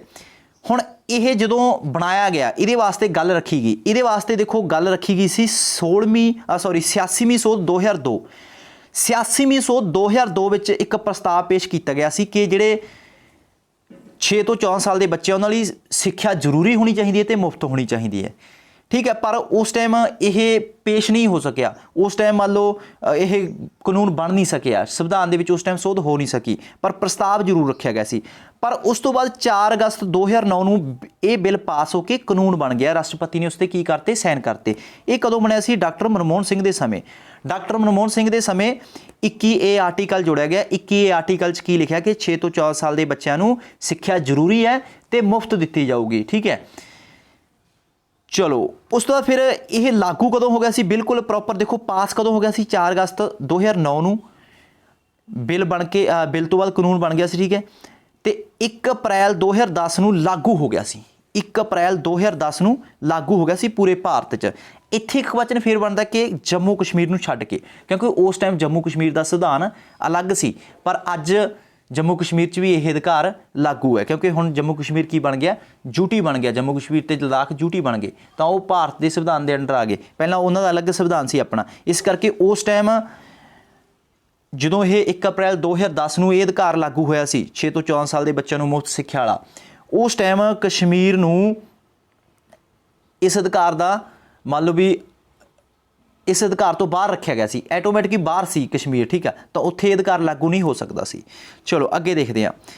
ਅੱਗੇ ਤੁਹਾਡੇ ਕੋਲ ਆ ਗਿਆ 22 ਨੰਬਰ ਆਜ਼ਾਦੀ ਦੇ ਅਧਿਕਾਰ 'ਚ ਜਿਹੜਾ 22 ਨੰਬਰ ਆਰਟੀਕਲ ਹੈ, ਇਹ ਕੀ ਕਹਿੰਦਾ ਕਿ ਗ੍ਰਿਫਤਾਰੀ ਦੇ ਸੰਬੰਧ ਵਿੱਚ ਸੁਰੱਖਿਆ। ਮੰਨ ਲਓ ਤੁਹਾਨੂੰ ਕਿਸੇ ਨੇ ਗ੍ਰਿਫਤਾਰ ਕਰ ਲਿਆ ਕਿਸੇ ਵੀ ਦੋਸ਼ ਦੇ ਵਿੱਚ, ਠੀਕ ਹੈ, ਤਾਂ ਸਾਨੂੰ ਇਹ ਵੀ ਆਜ਼ਾਦੀ ਹੈ। ਮੰਨ ਲਓ ਸਾਨੂੰ ਗ੍ਰਿਫਤਾਰ ਤਾਂ ਕਰ ਲਿਆ, ਠੀਕ ਹੈ, ਮੰਨ ਲਓ ਅਸੀਂ ਕੋਈ ਅਪਰਾਧ ਕਰ ਲਿਆ, ਤਾਂ ਸਾਡਾ ਇੱਥੇ ਹੱਕ ਕੀ ਹੈ? ਅਸੀਂ ਮੰਨ ਲਓ ਤੁਹਾਨੂੰ ਕੋਈ ਫੜਨ ਆ ਗਿਆ, ਤੁਹਾਨੂੰ ਕੋਈ ਗ੍ਰਿਫਤਾਰ ਕਰਨ ਆ ਗਿਆ, ਤੁਹਾਡੀ ਅਰੈਸਟ ਕਰਨ ਆ ਗਿਆ, ਤਾਂ ਤੁਸੀਂ ਉਹਨੂੰ ਪੁੱਛੋਗੇ, ਕਾਰਨ ਪੁੱਛੋਗੇ ਵੀ ਭਾਈ ਕਿਉਂ? ਜੇ ਉਹ ਕਾਰਨ ਨਹੀਂ ਦੱਸਦਾ ਤਾਂ ਇਹਦਾ ਮਤਲਬ ਗਲਤ ਹੈ। ਇਹ ਸਾਡਾ ਅਧਿਕਾਰ ਹੈ, ਉਸਨੂੰ ਕਾਰਨ ਪੁੱਛਾਂਗੇ ਅਸੀਂ ਕੀਤਾ ਕੀ ਆ, ਉਸ ਨੂੰ ਕਾਰਨ ਦੱਸੂ ਤਾਂ ਤੁਸੀਂ ਉਸ ਤੋਂ ਬਾਅਦ ਅਰੈਸਟ ਹੋ ਸਕਦੇ ਹੋ। ਤੇ ਮੰਨ ਲਓ ਤੁਸੀਂ ਅਰੈਸਟ ਹੋ ਗਏ, ਤੁਸੀਂ ਥਾਣੇ ਦੇ ਵਿੱਚ ਚਲੇ ਗਏ, ਅਰੈਸਟ ਹੋਣ ਤੋਂ ਬਾਅਦ 24 ਘੰਟਿਆਂ ਵਿੱਚ ਮੈਜਿਸਟ੍ਰੇਟ ਕੋਲ ਪੇਸ਼ ਕਰਨਾ। ਮੈਜਿਸਟ੍ਰੇਟ ਕਿਹਨੂੰ ਕਹਿੰਦੇ? ਜੱਜ ਨੂੰ ਕਹਿੰਦੇ ਆ। ਠੀਕ ਹੈ, ਸਿੰਪਲ ਭਾਸ਼ਾ 'ਚ ਦੇਖੀਏ, ਭਾਵ ਮੰਨ ਲਓ ਤੁਹਾਨੂੰ 24 ਘੰਟੇ ਲਗਾਤਾਰ ਗ੍ਰਿਫਤਾਰੀ ਤੋਂ ਬਾਅਦ ਕਿਸੇ ਵੀ ਅਪਰਾਧ ਦੇ ਵਿੱਚ ਤੁਹਾਨੂੰ ਪੁਲਿਸ ਥਾਣੇ ਵਿੱਚ ਨਹੀਂ ਰੱਖਿਆ ਜਾ ਸਕਦਾ। ਤੁਹਾਨੂੰ ਕਿੱਥੇ ਪੇਸ਼ ਕਰਨਾ ਪਊਗਾ? 24 ਘੰਟਿਆਂ ਦੇ ਵਿੱਚ ਮੈਜਿਸਟ੍ਰੇਟ ਕੋਲ ਪੇਸ਼ ਕਰਨਾ ਪਊ। ਮੈਜਿਸਟ੍ਰੇਟ ਕਿਸ ਕੋਲ? ਜੱਜ ਕੋਲ। ਠੀਕ ਹੈ, ਸਮਝ ਗਏ ਹੋਗੇ, ਕੋਰਟ ਦੇ ਵਿੱਚ ਪੇਸ਼ ਕਰਨਾ ਪਊ, ਕਹਿਣ ਦਾ ਮਤਲਬ। ਅੱਗੇ ਫਿਰ ਤੁਹਾਨੂੰ ਮੰਨ ਲਓ ਤੁਹਾਡੇ ਤੋਂ ਕੋਈ ਅਪਰਾਧ ਸਾਬਤ ਹੁੰਦਾ ਹੈ, ਉਸ ਤੋਂ ਬਾਅਦ ਮਨਪਸੰਦ ਵਕੀਲ ਕਰਨ ਤੋਂ ਸਲਾਹ ਲੈਣਾ। ਠੀਕ ਹੈ, ਮਨਪਸੰਦ ਵਕੀਲ ਤੋਂ ਸਲਾਹ ਲੈਣਾ, ਇਹ ਵੀ ਤੁਹਾਡਾ ਅਧਿਕਾਰ ਆ ਕਿ ਅਸੀਂ ਕਿਸੇ ਵੀ ਵਕੀਲ ਤੋਂ ਸਲਾਹ ਲੈ ਸਕਦੇ ਹਾਂ। ਕਿਸੇ ਵੀ ਮਨਪਸੰਦ ਵਕੀਲ ਨੂੰ ਅਸੀਂ ਆਪਣੇ ਲਈ ਕੇਸ ਲੜਨ ਵਾਸਤੇ ਰੱਖ ਸਕਦੇ ਹਾਂ। ਤਾਂ ਇਹ ਵੀ ਸਾਡੀ ਆਜ਼ਾਦੀ ਹੈ। ਠੀਕ ਹੈ, ਇਹ ਸਾਡੀ ਗ੍ਰਿਫਤਾਰੀ ਸੰਬੰਧੀ ਸੁਰੱਖਿਆ ਦੇ ਵਿੱਚ ਸਾਨੂੰ ਆਜ਼ਾਦੀਆਂ ਦਿੱਤੀ ਗਈ ਹੈ। ਠੀਕ ਹੈ, ਜੋ ਕਿ ਆਰਟੀਕਲ 22 'ਚ ਹੈ। ਠੀਕ ਹੈ, ਹੁਣ ਆਪਾਂ ਇਹ ਵੀ ਦੇਖ ਲਿਆ ਕਿ ਸਾਨੂੰ ਸੁਤੰਤਰਤਾ ਦੇ ਅਧਿਕਾਰ ਵਿੱਚ ਕੀ ਕੀ ਮਿਲਿਆ। ਠੀਕ ਹੈ, 19 ਤੋਂ ਲੈ ਕੇ 22 ਤੱਕ, 19 ਤੋਂ ਲੈ ਕੇ 22 तक, ठीक है। चलो अगे देखते हैं। तो ये लास्ट करांगे आपां, बाकी अधिकार नैक्सट पार्ट विच करांगे अगले लैक्चर च। तो 3 नंबर अधिकार सानूं किहड़ा दिता गया? शोषण दे विरुद्ध अधिकार। 1 सेकंड वेट। शोषण दे विरुद्ध अधिकार ये की है? शोषण, शोषण का मतलब भी किसी का शोषण करना, ठीक है। किसी नूं जबरदस्ती मान लो कहण दा मतलब जबरदस्ती किसी नूं मतलब तपाउणा, सीधा जिहा कह लईए आपां पंजाबी दे विच, किसी नूं बेबस करना, मजबूर करना, उहनूं कहंदे शोषण करना, ठीक है। हुण शोषण दा अधिकार सानूं किहड़े आर्टिकल च मिलिआ? 23 नंबर ते 24 नंबर दे विच। 23 नंबर ते 24 नंबर दे विच सानूं शोषण दे विरुद्ध आर्टिकल का अधिकार दिता गया। इहदे विच देखो की है, अनुच्छेद नंबर 23 च की लिखिआ कि असी किस चीज़ का शोषण नहीं कर सकते, व्यक्ति का व्यापार नहीं कर सकते। हुण जिवें किसी ने कोई बच्चा बेचता, जां किसी ने आपला कहंदा भी आपां सीधा कि हुण अजकल मुੱਲ ਦੀ तीमी ले आउंदे आ, है ना। तो मान लो बिहार वाले कई वार गरीबी करके अपनी कुड़ियों नूं बेच दिंदे आ, वो की है एक अपराध है, ठीक है। तो जिन्हों बेचा जाता है तो वो कोले आज़ादी है कि वह शोषण नहीं हो सकता, ठीक है। किसी भी व्यक्ति का व्यापार नहीं किया जा सकता, किसी भी बच्चे नूं, किसी भी औरत नूं बेचा या खरीदा नहीं जा सकता, ठीक है। यह सानू आज़ादी है कि इस चीज़ का विरोध करना चाहिए। बाल मजदूरी की मनाही, ठीक है। तो इस दे विच शोषण के विरुद्ध यह है कि जेकर कोई किसी तो बच्चे तो छोटे बच्चे तो मजदूरी करा रहा तो वह की है, वह शोषण कर रहा है, वो भी विरुद्ध यह अधिकार है। उस तो बाद जबरदस्ती मजदूरी तो मना। मान लो कोई बंदा किसी को जबरदस्ती मजदूरी करा रहा, ठीक है। मान लो भावें वो देखो बाल मजदूरी तो आपको पता है कि बाल तो कोई मजदूरी करा रहा वो तो गलत है। पर जे मान लो कोई 50 साल का बंदा है, ठीक है, ਜਾਂ कोई 60 साल का है, ਜਾਂ कोई 40 साल का है, तो मजदूर है, वो तो कोई जबरदस्ती उन्होंने बंध के बिना उन्होंने पैसे दिते ਜਾਂ उत्थे वो संतुष्ट नहीं हैगा, ठीक है, धक्के नाल तो काम लै रहा, तो वह भी की एक शोषण हो रहा ਉਹਦਾ, वो भी कानून के अकॉर्डिंग वो एक मतलब विरोधी सिस्टम है वो, ठीक है। तो वो विरुद्ध भी किसी व्यक्ति को सज़ा मिल सकती है। तो यह भी साडा अधिकार है कि जबरदस्ती किसी तो मंजूरी नहीं कराई जा सकती, सॉरी मजदूरी नहीं कराई जा सकती, माफ़ करना। अगे आर्टिकल 24 दे विच की है? 14 साल के बच्चों उपर काम करन ते रोक। आर्टिकल 24 दे विच देखो शोषण के विरुद्ध 2 ही अधिकार ने, 23 तो लेके 24। तो 24 की लिखा कि 14 साल के बच्चों उपर रोक है कि वह किसी भी कारखाने या फैक्ट्रिया काम नहीं करनगे। जेकर अजिहा कोई कराउंदा है तो उन्होंने विरुद्ध कार्रवाई की जा सकती है। तो बच्चे द्वारा भी जां किसी होर द्वारा भी कार्रवाई की जा सकती है। सो ये अपना अज डैमो लैक्चर सी, ठीक है, फर्स्ट डैमो लैक्चर सी। और जेडे भी अपना पूरा प्रॉपर पंजाब पुलिस कांस्टेबल का जिहड़ा बैच लेना चाहते हैं, ठीक है, तो इस वीडियो के डिस्क्रिप्शन बॉक्स तुहानूं अपने ऐप का लिंक दिता गया, ठीक है। तो उत्थे जाके तुसीं ऐप डाउनलोड करो, जिथे पूरा कोर्स मिलेगा, जिथे आने वाली अपन सारियां वीडियो जरनल अवेयरनेस दी मिलणगियां, मैथ दियां उत्थे डैमो क्लासां जाके देख सकते हो, ठीक है। उत्थे जाके तुसीं रीजनिंग दियां डैमो क्लासां देख सकते हो, इंग्लिश दियां डैमो क्लासां देख सकते हो, ठीक है। सो ऐप का लिंक नीचे दिता गया डिस्क्रिप्शन च, तो ऐप डाउनलोड कर लियो। तो एक डैमो क्लास आपां तुहानूं होर दे दांगे, कोई रीजन नहीं, इसका सैकंड पार्ट मौलिक अधिकारां दा आपां बना दांगे, ठीक है। यही डैमो क्लास तुहानूं ऐप दे उत्ते मिल जाएगी। सो ये अज दी अपनी एक डैमो क्लास सी, ताकि पंजाब पुलिस भर्ती की तैयारी आप वधिया तरीके नाल तुहाडे नाल कर सके। सिर्फ 1500 फीस दे विच आ जिहड़ा आपां कोर्स लॉन्च कीता है, ठीक है। सो उस कोर्स नूं जाके तुसीं डिस्क्रिप्शन बॉक्स के जाके परचेज कर सकते हो, ठीक है जी। सो नीचे एक वीडियो भी दिता गया, उस वीडियो को देख के तुसीं किवें परचेज करना है सारा कुछ उस वीडियो लिंक ते जाओ, कोर्स का सानू सारा कुछ पता लग जाएगा। ऐप किस तरह डाउनलोड करना, किस तरह ऐप में चलाना, सब कुछ पता लग जाए। क्लास वधिया लगी तो वध तो वध शेयर करो, लाइक करो। तो इस तरह अपने चैनल पर बहुत सारिया MCQ दी फ्री क्लासां भी चलणगियां, पर यह डैमो क्लास सी थ्योरी वाली, अज यही क्लास चलेगी, ठीक है। हो सकता है एक डैमो थ्योरी च होर दे दी आपां, पर रेगूलर इस तो बाद जिहड़ा आपां पूरा जनरल अवेयरनेस का टॉपिक करना, चाहे वो पंजाब GK है तुहाडी कांस्टेबल वास्ते, चाहे तुहाडी संविधान हैगा, चाहे इस तो इलावा तुहाडी कोई उस जियोग्राफी आ गई, तो वो सारा आपां कित्थे मिलेगा, सानूं ऐप ते मिलेगा पेड कोर्स दे विच, ठीक है जी। सो धन्नवाद, thank you, take care, bye bye, all the best.